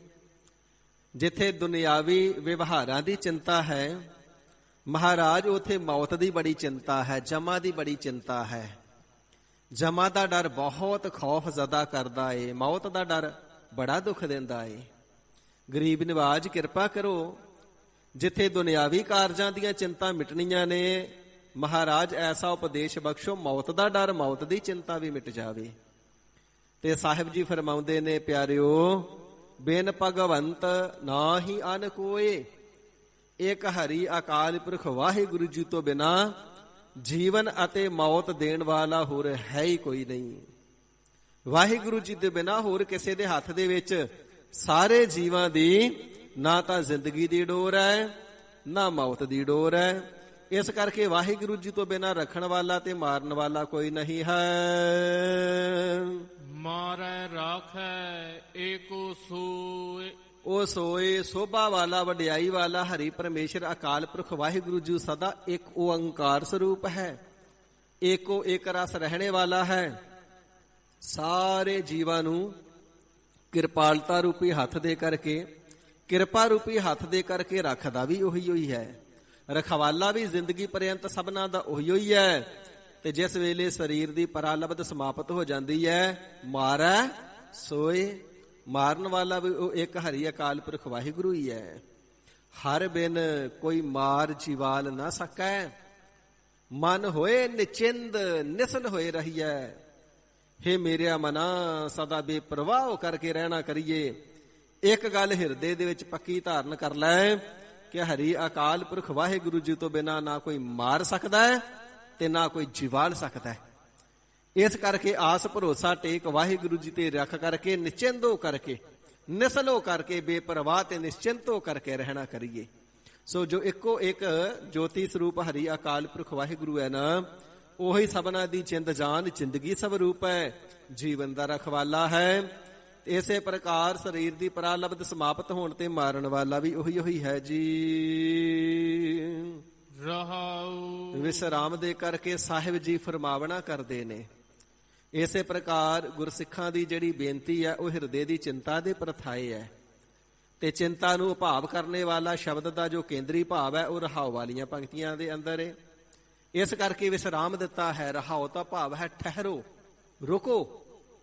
ਭਾਵ ਜੋ ਇਹਨਾਂ ਪੰਕਤੀਆਂ ਦੇ ਅੰਦਰ ਉਪਦੇਸ਼ ਸਤਿਗੁਰੂ ਜੀ ਨੇ ਫਰਮਾਇਆ ਹੈ, ਠਹਿਰ ਕਰਕੇ, ਰੁਕ ਕਰਕੇ, ਵਿਸਰਾਮ ਦੇ ਕਰਕੇ ਇਸ ਨੂੰ ਹਿਰਦੇ ਦੇ ਅੰਦਰ ਧਾਰਨ ਕਰਨਾ ਕਰੋ। ਗੁਰ ਕੇ ਚਰਨ ਹਿਰਦੈ ਉਰ ਧਾਰ। ਹੇ ਭਾਈ, ਸਤਿਗੁਰੂ ਸੱਚੇ ਪਾਤਸ਼ਾਹ ਮਹਾਰਾਜ ਸਾਹਿਬ ਜੀ ਦੇ ਚਰਨਾਂ ਨੂੰ ਹਿਰਦੇ ਦੇ ਅੰਦਰ ਧਾਰਨ ਕਰ ਲੈਣਾ ਕਰ। ਗਰੀਬ ਨਿਵਾਜ ਸਾਹਿਬ ਜੀ ਦੇ ਪ੍ਰਤੱਖ ਚਰਨ ਇਤਨੀ ਬਰਕਤ ਵਾਲੇ ਤੇ ਨਿਰਲੇਪ ਨੇ, ਜਿਸ ਹਿਰਦੇ ਦੇ ਅੰਦਰ ਵਸ ਜਾਂਦੇ ਨੇ ਦੁੱਖਾਂ ਦਾ ਅਭਾਵ ਹੋ ਜਾਂਦਾ। ਐਸੇ ਪਵਿੱਤਰ ਚਰਨ ਨੇ ਜਿੱਥੈ ਬਾਬਾ ਪੈਰ ਧਰੇ, ਪੂਜਾ ਆਸਨ ਥਾਪਣ ਸੋਵਾ। ਜਿੱਥੇ ਸਤਿਗੁਰੂ ਜੀ ਦੇ ਜੇ ਭੂਮੀ ਨੂੰ ਵੀ ਚਰਨ ਸਪਰਸ਼ ਹੋ ਗਏ ਤੇ ਉਹ ਧਰਤੀ ਚਰਨ ਕਮਲ ਸਾਹਿਬ ਬਣ ਗਈ। ਜੇ ਸਤਿਗੁਰੂ ਨਾਨਕ ਦੇਵ ਸੱਚੇ ਪਾਤਸ਼ਾਹ ਮਹਾਰਾਜ ਜੀ ਦਾ ਮੁਬਾਰਕ ਚਰਨ ਨਾਨਕ ਝੀਰਾ ਸਾਹਿਬ ਪੱਥਰ ਨੂੰ ਵੀ ਛੋਹ ਜਾਂਦਾ ਤੇ ਠੰਡਾ ਮਿੱਠਾ ਜਲ ਸਦੀਆਂ ਤੋਂ ਅੰਮ੍ਰਿਤ ਜਲ ਦੇ ਪ੍ਰਵਾਹ ਵਗਦੇ ਆਉਂਦੇ ਨੇ, ਜਿਹੜੇ ਅੱਜ ਵੀ ਜੀਵਾਂ ਦੀ ਪਿਆਸ ਤੇ ਲੋੜ ਪੂਰੀ ਕਰਦੇ ਨੇ। ਗਰੀਬ ਨਿਵਾਜ ਸਤਿਗੁਰੂ ਸੱਚੇ ਪਾਤਸ਼ਾਹ ਜੀ ਦੇ ਮੁਬਾਰਕ ਚਰਨ। ਤੀਜਾ ਜਾਮਾ ਸ੍ਰੀ ਗੁਰੂ ਅਮਰਦਾਸ ਸਾਹਿਬ ਜੀ। ਮਾਤਾ ਦਾ ਪੁੱਤਰ ਤੇਈਏ ਤਾਪ ਦੇ ਨਾਲ ਚੜ੍ਹਾਈ ਕਰ ਗਿਆ, ਮਰ ਗਿਆ, ਸ਼ਾਂਤ ਹੋ ਗਿਆ।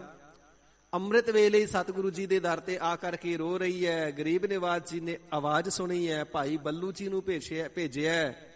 ਮਾਈ ਦੇ ਰੋਣ ਦਾ ਕਾਰਨ ਪੁੱਛਿਆ। ਪਤਾ ਲੱਗਾ ਗਰੀਬ ਨਿਵਾਜ ਵਿਧਵਾ ਬਜ਼ੁਰਗ ਮਾਤਾ ਹੈ, ਇਕਲੌਤਾ ਪੁੱਤਰ ਚੜ੍ਹਾਈ ਕਰ ਗਿਆ। ਹਜ਼ੂਰ ਜੀ ਨੇ ਬਚਨ ਕਰਨਾ ਕੀਤਾ, ਜਾਓ ਜਾ ਕੇ ਕਹੋ ਅੰਮ੍ਰਿਤ ਵੇਲਾ ਨਾਮ ਜਪਣ ਦਾ ਵਕਤ ਹੈ, ਰੋਣਾ ਨਾ ਕਰੇ, ਜਦੋਂ ਦਿਨ ਚੜੇ ਤੇ ਦੀਵਾਨ ਵਿੱਚ ਆ ਜਾਵੇ।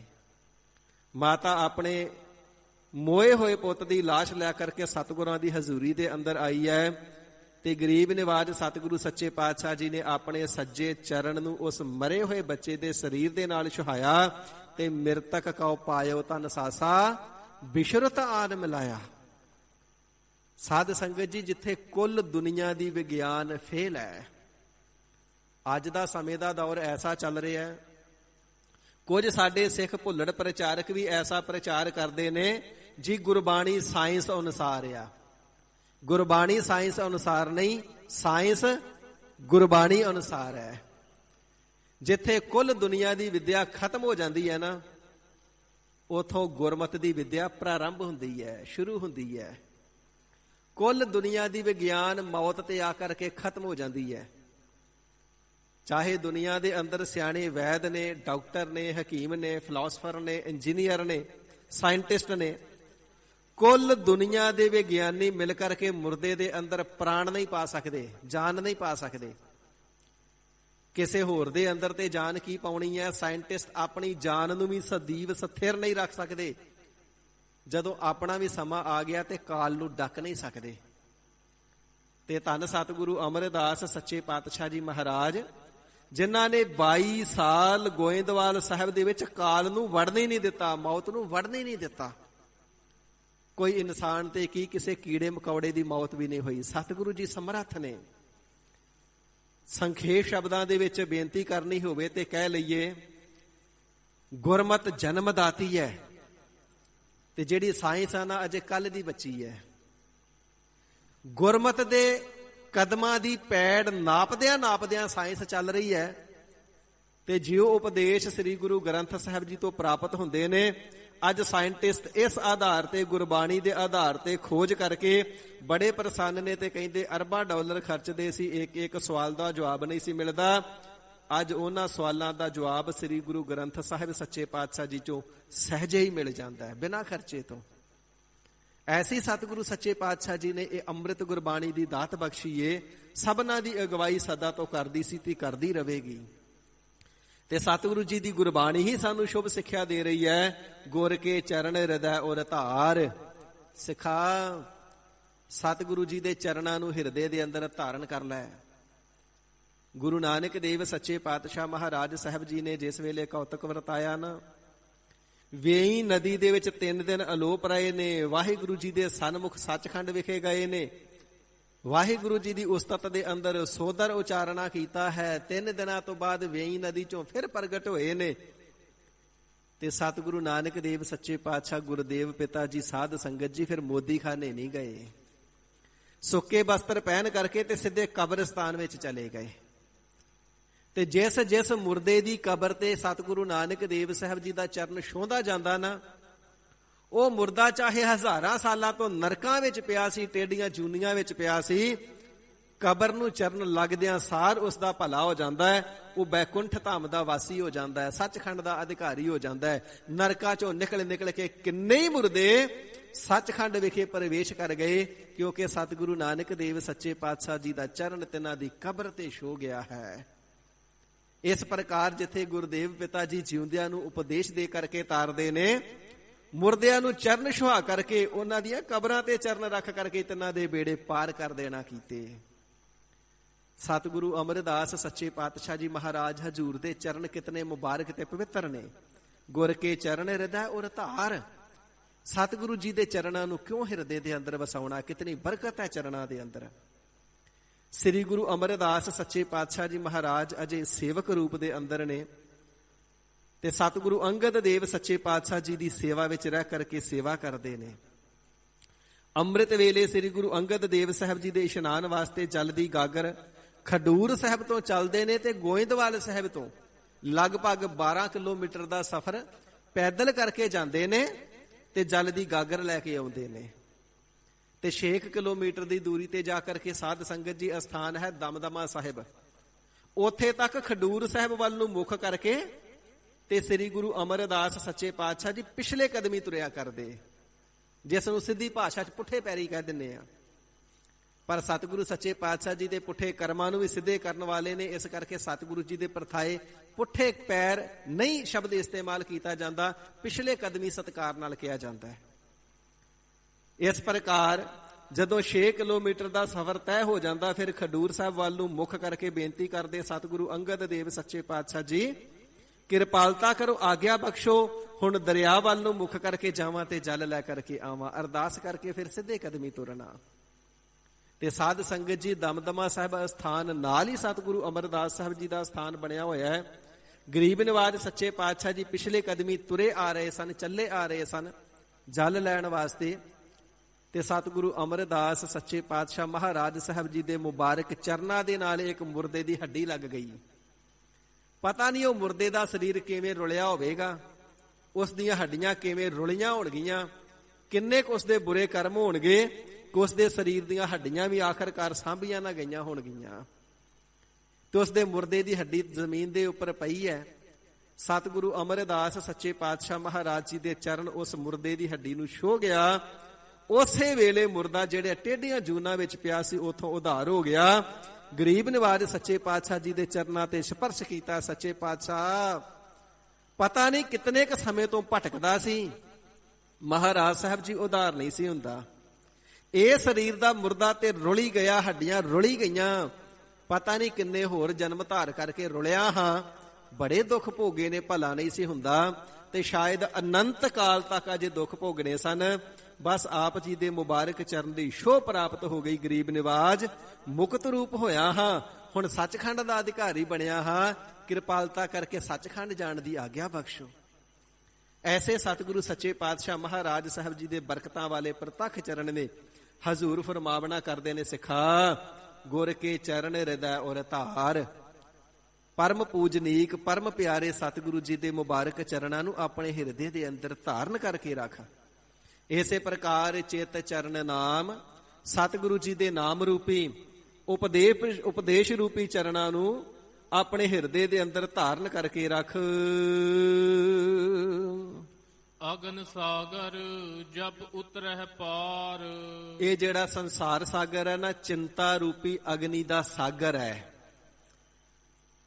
ਸਤਿਗੁਰੂ ਜੀ ਦੇ ਮੁਬਾਰਕ ਨਾਮ ਰੂਪੀ ਚਰਨਾਂ ਨੂੰ ਜਪ ਕਰਕੇ ਉਤਰਹਿ ਪਾਰ, ਚਿੰਤਾ ਦੇ ਸਾਗਰ ਤੋਂ ਪਾਰ ਉਤਰ ਜਾਵੇਗਾ। ਇਸੇ ਪ੍ਰਕਾਰ ਸਾਧ ਸੰਗਤ ਜੀ, ਮੰਨਿਆ ਜਾਂਦਾ ਜੀਵ ਜਦੋਂ ਸਰੀਰ ਨੂੰ ਤਿਆਗ ਕਰਕੇ ਪਰਲੋਕ ਵਿੱਚ ਜਾਂਦਾ ਨਾ, ਤੇ ਰਸਤੇ ਦੇ ਵਿੱਚ ਅਗਨੀ ਬਨ ਆਉਂਦਾ ਹੈ। ਅਗਨੀ ਬਨ ਤੋਂ ਭਾਵ ਹੈ ਜੰਗਲ, ਐਸਾ ਜੰਗਲ ਜਿਸ ਦੇ ਵਿੱਚ ਦਰਖਤ ਨਹੀਂ, ਕੇਵਲ ਅੱਗ ਹੀ ਅੱਗ ਹੈ। ਉਹ ਅੱਗ ਦਾ ਜੰਗਲ ਹੈ, ਉਹ ਹਰਿਆਵਲਤਾ ਦਾ ਜੰਗਲ ਨਹੀਂ। ਇਤਨੀ ਜ਼ਿਆਦਾ ਭਿਆਨਕ ਅੱਗ ਹੈ ਜਿਸ ਦਾ ਕੋਈ ਉਰਵਾਰ ਪਾਰ ਨਹੀਂ ਆਉਂਦਾ। ਤੇ ਉਹ ਅਗਨੀ ਦਾ ਜਿਹੜਾ ਜੰਗਲ ਹੈ ਉਹ ਕਿਤਨੇ ਕੁ ਹਜ਼ਾਰਾਂ ਮੀਲ ਲੰਬਾ ਹੈ, ਉਸਦੇ ਮੀਲ ਵੀ ਕੋਈ ਗਿਣ ਨਹੀਂ ਸਕਿਆ। ਤੇ ਦੂਸਰਾ ਦੁਸਤਰ ਸਥਾਨ ਸਾਧ ਸੰਗਤ ਜੀ ਆਸਪਤਰ ਕਿਹਾ ਜਾਂਦਾ ਹੈ। ਆਸੇ ਐੜਾ ਸੱਸੇ ਸਿਹਾਰੀ ਆਸੇ, ਕਿਉਂਕਿ ਜਿਹੜੀ ਇੱਕ ਇੱਕ ਲਗ ਮਾਤਰਾ ਇਸ ਦੇ ਨਾਲ ਅਰਥ ਬਦਲ ਜਾਂਦਾ ਹੈ। ਜੇ ਐੜਾ ਸੱਸਾ ਆਸ ਹੋਵੇ ਤਾਂ ਅਰਥ ਹੁੰਦਾ ਇਸ ਪ੍ਰਕਾਰ। ਐੜਾ ਸੱਸੇ ਨੂੰ ਔਂਕੜ ਲੱਗ ਜਾਵੇ ਆਸੋ ਤੇ ਅਰਥ ਬਣ ਜਾਂਦਾ ਘੋੜਾ। ਐੜਾ ਸੱਸੇ ਸਿਹਾਰੀ ਆਸੇ ਤੇ ਅਰਥ ਬਣ ਜਾਂਦਾ ਹੈ ਕਿਰਪਾਨ ਅਥਵਾ ਤਲਵਾਰ। ਜਿਵੇਂ ਕਲਗੀਧਰ ਸਾਹਿਬ ਜੀ ਫਰਮਾਉਂਦੇ ਨੇ ਨਾ, ਆਸੇ ਕਿਰਪਾਨ ਖੰਡੋ ਖੜਗ ਤੁਪਕ ਤਬਰ ਅਰ ਤੀਰ ਸੈਫ ਸਰੋਹੀ ਸਹਿਥੀ ਯਹ ਹਮਾਰਾ ਪੀਰ। ਜਿਹੜੇ ਨੇਮੀ ਤੇ ਪ੍ਰੇਮੀ ਇਸ ਗੁਰਬਾਣੀ ਨੂੰ ਪੜ੍ਹਦੇ ਨੇ, ਪਾਠ ਕਰਦੇ ਨੇ, ਉਹਨਾਂ ਨੂੰ ਪਤਾ ਐੜਾ ਸੱਸੇ ਸਿਹਾਰੀ ਆਸੇ ਪਾਠ ਹੈ। ਉੱਥੇ ਆਸ ਤੋਂ ਭਾਵ ਹੈ ਤਲਵਾਰ। ਤੇ ਜਿਹੜਾ ਆਸੇ ਪੱਤਰ ਕਿਹਾ ਜਾਂਦਾ ਹੈ, ਆਸ ਤੋਂ ਭਾਵ ਹੈ ਐਸਾ ਜੰਗਲ ਜਿਸ ਦੇ ਜਿਹੜੇ ਪੱਤੇ ਨੇ ਉਹ ਹਰਿਆਵਲਤਾ ਵਾਲੇ ਕੋਮਲ ਪੱਤੇ ਨਹੀਂ, ਉਹ ਤਲਵਾਰਾਂ ਵਰਗੇ ਤਿੱਖੇ ਪੱਤੇ ਨੇ। ਤਿੱਖੀਆਂ ਤਲਵਾਰਾਂ ਜਿਵੇਂ ਲੋਹੇ ਦੀਆਂ ਹੁੰਦੀਆਂ ਐਵੇਂ ਪੱਤੇ ਨੇ। ਤੇ ਉਹ ਕਿੰਨੇ ਕੁ ਹਜ਼ਾਰਾਂ ਕੋ ਲੰਬਾ ਆਸ ਪੱਤਰ ਜੰਗਲ ਹੈ, ਉਸਦੇ ਵੀ ਕੋਈ ਗਿਣ ਨਹੀਂ ਸਕਦਾ। ਤੇ ਇਸੇ ਪ੍ਰਕਾਰ ਸਾਧ ਸੰਗਤ ਜੀ ਤੀਸਰੀ ਕਹੀ ਜਾਂਦੀ ਹੈ ਬੈਤਰਣੀ ਨਦੀ, ਜਿਹੜੀ ਖੂਨ ਅਤੇ ਪਾਕ ਦੀ ਨਦੀ ਕਹੀ ਜਾਂਦੀ ਏ। ਤੇ ਉਸ ਦੇ ਉੱਪਰ ਜਿਹੜਾ ਪੁਲ ਹੈ ਨਾ, ਵਾਲੋ ਨਿੱਕੀ ਪੁਰਸਲਾਤ, ਉਹਦੇ ਉੱਪਰ ਲੰਘਣ ਵਾਲਾ ਜਿਹੜਾ ਪੁਲ ਹੈ ਉਹ ਵਾਲ ਤੋਂ ਵੀ ਬਾਰੀਕ ਹੈ। ਤੇ ਜਿਹੜੀ ਐਸੀ ਉਹ ਬੈਤਰਣੀ ਨਦੀ ਏ, ਅਤਿਅੰਤ ਲੰਬੀ ਹੈ, ਬਹੁਤ ਵੱਡੀ ਹੈ, ਬਹੁਤ ਡੂੰਘੀ ਹੈ। ਹੁਣ ਵਾਲ ਤੋਂ ਬਾਰੀਕ ਪੁਲ ਦੇ ਉੱਪਰ ਤੁਰਨਾ ਅਤਿਅੰਤ ਦੁਸ਼ਤਰ ਹੈ, ਕਠਨ ਹੈ ਨਾ। ਵਾਲ ਤੋਂ ਬਰੀਕ ਰਸਤੇ ਤੇ ਤੁਰਨਾ ਕੋਈ ਸੌਖਾ ਹੈ? ਪਾਪੀਆਂ ਦੇ ਪਾਸੋਂ ਨਹੀਂ ਤੁਰਿਆ ਜਾਂਦਾ। ਗੁਰਮੁਖ ਨਾਮ ਦੇ ਆਸਰੇ ਉਸ ਪੁਲ ਨੂੰ ਲੰਘ ਜਾਂਦੇ ਜਿਹੜਾ ਵਾਲ ਤੋਂ ਬਰੀਕ ਹੈ, ਉਹਨਾਂ ਵਾਸਤੇ ਤਾਂ ਮੁਕਤ ਦੁਆਰਾ ਮੋਕਲਾ ਸਹਜੇ ਆਵਾਓ ਜਾਓ। ਮੁਕਤੀ ਦਾ ਮਾਰਗ ਉਹਨਾਂ ਵਾਸਤੇ ਬੜਾ ਖੁੱਲਾ ਹੈ। ਪਰ ਜਿਹੜੇ ਪਾਪੀ ਜੀਵ ਨੇ ਉਹਨਾਂ ਦੇ ਪਾਸੋਂ ਵਾਲ ਤੋਂ ਬਰੀਕ ਰਸਤੇ ਤੋਂ ਤੁਰ ਕੇ ਲੰਘਿਆ ਨਹੀਂ ਜਾਂਦਾ। ਬੈਤਰਣੀ ਨਦੀ ਦੇ ਵਿੱਚ ਡੁੱਬ ਕੇ ਗੋਤੇ ਖਾਂਦੇ ਤੇ ਅਤਿਅੰਤ ਦੁੱਖ ਭੋਗਦੇ ਨੇ।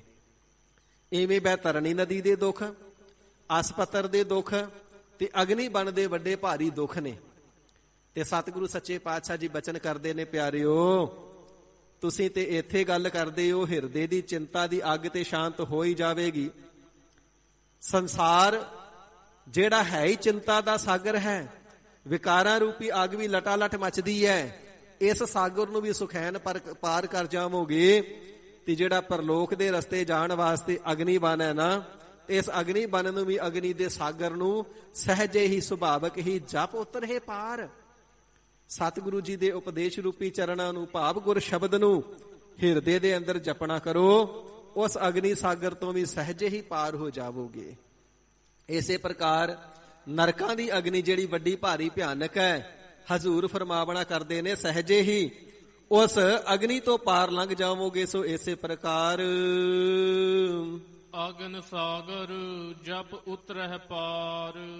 ਇਹ ਜਿਹੜਾ ਸੰਸਾਰ ਹੈ ਸਾਧ ਸੰਗਤ ਜੀ, ਦੋ ਰੂਪ ਇਹਦੇ ਸਾਗਰ ਰੂਪ ਦੇ ਵਿੱਚ ਕਥਨ ਕੀਤੇ ਨੇ। ਇੱਕ ਤੇ ਜਿਵੇਂ ਪ੍ਰਤੱਖ ਸਾਗਰ ਦੇ ਅੰਦਰ ਪਾਣੀ ਹੁੰਦਾ ਹੈ, ਪਰ ਬੜੇ ਖਤਰਨਾਕ ਤੇ ਭਿਆਨਕ ਜਾਨਵਰ ਮਗਰਮੱਛ, ਤੇਂਦੂਏ, ਸ਼ਾਰਕ, ਵੇਲ ਇਤਿਆਦਿਕ ਹੁੰਦੀਆਂ ਨੇ, ਜਿਹੜੀਆਂ ਜੀਵਾਂ ਨੂੰ ਖਾ ਜਾਂਦੀਆਂ ਨੇ। ਇਹ ਜਿਹੜਾ ਸੰਸਾਰ ਰੂਪੀ ਸਾਗਰ ਹੈ, ਪਦਾਰਥਾਂ ਰੂਪੀ ਪਾਣੀ ਦੇ ਨਾਲ ਭਰਿਆ ਹੋਇਆ ਹੈ। ਆਸ਼ਾ ਤੇ ਤ੍ਰਿਸ਼ਨਾ ਦੀਆਂ ਵੱਡੀਆਂ ਭਾਰੀ ਭਾਰੀ ਇਸ ਦੇ ਅੰਦਰ ਲਹਿਰਾਂ ਪੈਂਦੀਆਂ ਨੇ, ਜਿਹੜੀਆਂ ਜੀਵ ਨੂੰ ਤੈਰ ਕਰਕੇ ਪਾਰ ਨਹੀਂ ਹੋਣ ਦਿੰਦੀਆਂ। ਆਸਾ ਅਤੇ ਤ੍ਰਿਸ਼ਨਾ ਰੂਪੀ ਸ਼ਾਰਕ ਅਤੇ ਵੇਲ ਨੇ ਜਿਹੜੀਆਂ ਜੀਵ ਨੂੰ ਖਾਈ ਜਾਂਦੀਆਂ ਨੇ। ਕਾਮ, ਕ੍ਰੋਧ, ਲੋਭ, ਮੋਹ, ਹੰਕਾਰ ਰੂਪੀ ਇਸ ਦੇ ਅੰਦਰ ਮਗਰਮੱਛ, ਘੜਿਆਲ ਤੇ ਤੇਂਦੂਏ ਨੇ ਜਿਹੜੇ ਜੀਵ ਦੇ ਸ਼ੁਭ ਗੁਣਾਂ ਨੂੰ ਖਾ ਜਾਂਦੇ ਨੇ। ਸ਼ੁਭ ਗੁਣਾਂ ਨੂੰ ਖਾਣਾ ਹੀ ਜੀਵ ਨੂੰ ਖਾਣਾ ਹੈ। ਤੇ ਹਜ਼ੂਰ ਫਰਮਾਵਣਾ ਕਰਦੇ ਨੇ, ਇਸ ਸੰਸਾਰ ਰੂਪੀ ਸਾਗਰ ਨੂੰ ਵੀ ਪਾਰ ਲੰਘ ਜਾਵੇਗਾ ਤੇ ਜਿਹੜੀ ਹਿਰਦੇ ਦੇ ਅੰਦਰ ਵਿਕਾਰਾਂ ਦੀ ਅਗਨੀ ਆ ਨਾ, ਉਹ ਵੀ ਤੇਰੀ ਸ਼ਾਂਤ ਹੋ ਜਾਵੇਗੀ। ਇੱਥੇ ਸਾਗਰ ਦਾ ਬਚਨ ਵੀ ਆ ਗਿਆ ਤੇ ਅਗਨੀ ਦਾ ਬਚਨ ਵੀ ਆ ਗਿਆ। ਪਦਾਰਥਾਂ ਰੂਪੀ ਪਾਣੀ ਦੇ ਨਾਲ ਭਰੇ ਹੋਏ ਸਾਗਰ ਤੋਂ ਵੀ ਪਾਰ ਲੰਘ ਜਾਵੇਗਾ। ਤੇਰੇ ਹਿਰਦੇ ਨੂੰ ਇਹਨਾਂ ਦੀ ਆਸਾ ਤ੍ਰਿਸ਼ਨਾ ਜਿਹੜੀ ਹੈ ਨਾ, ਉਹ ਪੋਹੇਗੀ ਨਹੀਂ। ਕਾਮ, ਕ੍ਰੋਧ ਨਾ ਮੋਹੀਐ, ਬਿਨਸੈ ਲੋਭ ਸੁਆਨ। ਕਾਮ, ਕ੍ਰੋਧ ਵੀ ਤੇਰੇ ਹਿਰਦੇ ਨੂੰ ਮੋਹਣਗੇ ਨਹੀਂ। ਕਾਮ, ਕ੍ਰੋਧ ਦੀ ਅੱਗ ਤੰਗ ਨਹੀਂ ਕਰੇਗੀ। ਹਿਰਦਾ ਤੇਰਾ ਮੋਹਿਆ ਨਹੀਂ ਜਾਵੇਗਾ ਪਦਾਰਥਾਂ ਦੇ ਨਾਲ। ਲੋਭ ਰੂਪੀ ਕੁੱਤਾ ਵੀ ਬਿਨਸ ਜਾਵੇਗਾ। ਇਸ ਪ੍ਰਕਾਰ ਅਗਨ ਸਾਗਰ ਜਪ ਉਤਰਹਿ ਪਾਰ। ਵਿਕਾਰਾਂ ਦੀ ਅਗਨੀ ਤੋਂ ਬਚ ਜਾਵੇਗਾ। ਸੰਸਾਰ ਸਾਗਰ ਤੋਂ ਸਤਿਗੁਰੂ ਜੀ ਦੇ ਉਪਦੇਸ਼ ਦੁਆਰਾ ਨਾਮ ਨੂੰ ਜਪ ਕਰਕੇ ਪਾਰ ਉਤਰ ਜਾਵੇਗਾ। ਗੁਰਮੂਰਤ ਸਿਉ ਲਾਏ ਧਿਆਨ। ਜੋ ਸਤਿਗੁਰੂ ਜੀ ਦਾ ਪ੍ਰਤੱਖ ਸਵਰੂਪ ਹੈ ਨਾ, ਅਤਿਅੰਤ ਸੁੰਦਰ ਹੈ। ਅਤ ਸੁੰਦਰ ਮਨ ਮੋਹਨਾ, ਘਟ ਸੋਹਨਾ, ਪ੍ਰਾਨ ਆਧਾਰਾ ਰਾਮ। ਅਤਿਅੰਤ ਸੁੰਦਰ ਸਰੂਪ ਹੈ। ਨਿਰਜੁਰ ਨਿਰੂਪ ਹੋ ਕਿ ਸੁੰਦਰ ਸਰੂਪ ਹੋ। ਗਰੀਬ ਨਿਵਾਜ ਸੱਚੇ ਸਾਹਿਬ ਜੀ ਆਪ ਜੀ ਨਿਰਜੁਰ, ਬੁਢਾਪੇ ਤੋਂ ਰਹਿਤ ਹੋ, ਨਿਰੂਪ ਹੋ। ਆਪ ਜੀ ਦਾ ਜਿਹੜਾ ਪਾਵਨ ਸਰੂਪ ਹੈ ਨਾ, ਉਹ ਕਥਨ ਨਹੀਂ ਕੀਤਾ ਜਾ ਸਕਦਾ। ਦੁਨੀਆ ਦੇ ਸੁੰਦਰ ਸਰੂਪ ਢਲਦੇ ਨੇ, ਗਲਦੇ ਨੇ, ਖਤਮ ਹੋ ਜਾਂਦੇ ਨੇ। ਪਰ ਜਿਨ੍ਹਾਂ ਦੇ ਹਿਰਦੇ ਦੇ ਅੰਦਰ ਪਿਆਰ ਹੈ, ਉਹ ਸਰੂਪ ਦੇ ਢਲਣ ਦੇ ਨਾਲ ਡਰਦੇ ਨਹੀਂ। ਜੋ ਬਨ ਜਾਂਦੇ ਨਾ ਡਰਾਂ, ਜੇ ਸਹਿ ਪ੍ਰੀਤ ਨਾ ਜਾਏ। ਫਰੀਦਾ ਕਿਤੀ ਜੋ ਬਨ ਪ੍ਰੀਤ ਬਿਨ ਸੁੱਕ ਗਏ ਕੁਮਲਾਏ।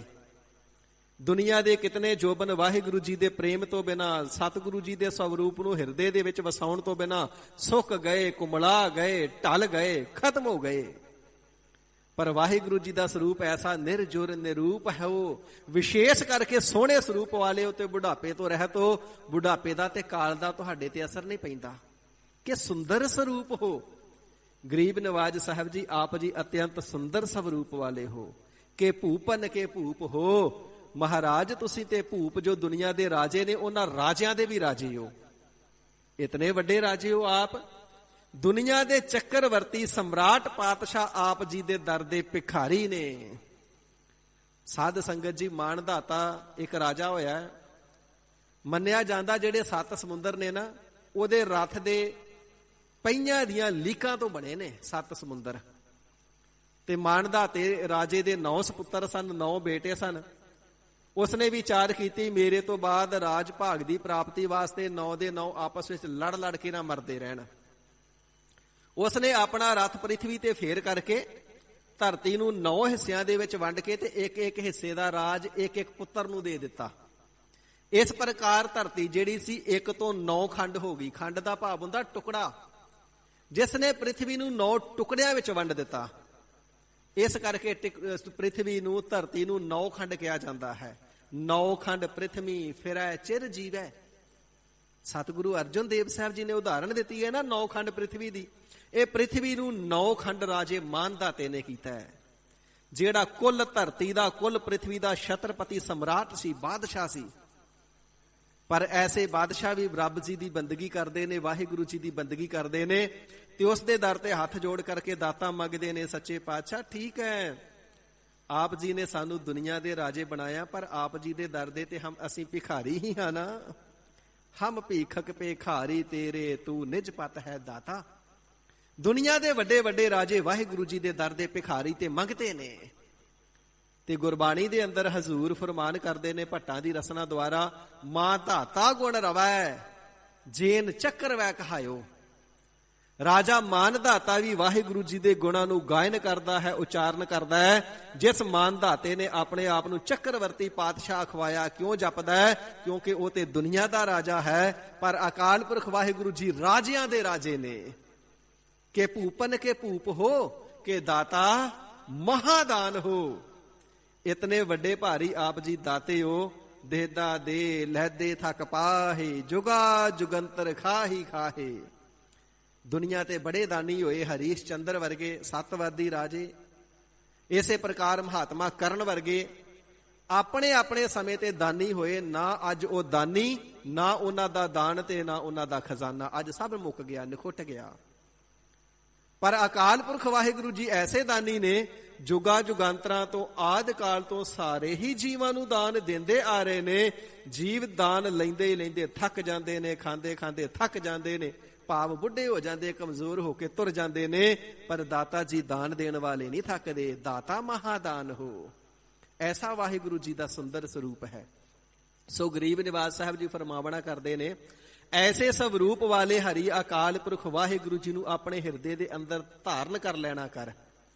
ਐਸੇ ਨਿਰਜਰ ਨਿਰੂਪ ਨੂੰ, ਸੁੰਦਰ ਸਰੂਪ ਨੂੰ, ਰਾਜਿਆਂ ਦੇ ਰਾਜੇ ਨੂੰ, ਦਾਨੀਆਂ ਦੇ ਮਹਾਦਾਨੀ ਪ੍ਰਮਾਤਮਾ ਜੀ ਦੇ ਸੋਹਣੇ ਸਰੂਪ ਨੂੰ ਹਿਰਦੇ ਦੇ ਅੰਦਰ ਵਸਾ ਲੈਣਾ ਕਰ, ਜਿਸ ਦੇ ਬਰਾਬਰ ਦੁਨੀਆ ਦੇ ਅੰਦਰ ਕੋਈ ਸੁੰਦਰ ਸਰੂਪ ਵਾਲਾ ਨਹੀਂ, ਜਿਸ ਦਾ ਨਾਮ ਹੀ ਮੋਹਨ ਹੈ। ਮੋਹਨ, ਮਨ ਨੂੰ ਮੋਹ ਲੈਣ ਵਾਲਾ। ਮੋਹਨ ਮੋਹੇ ਲਿਆ ਮਨ ਮੇਰਾ।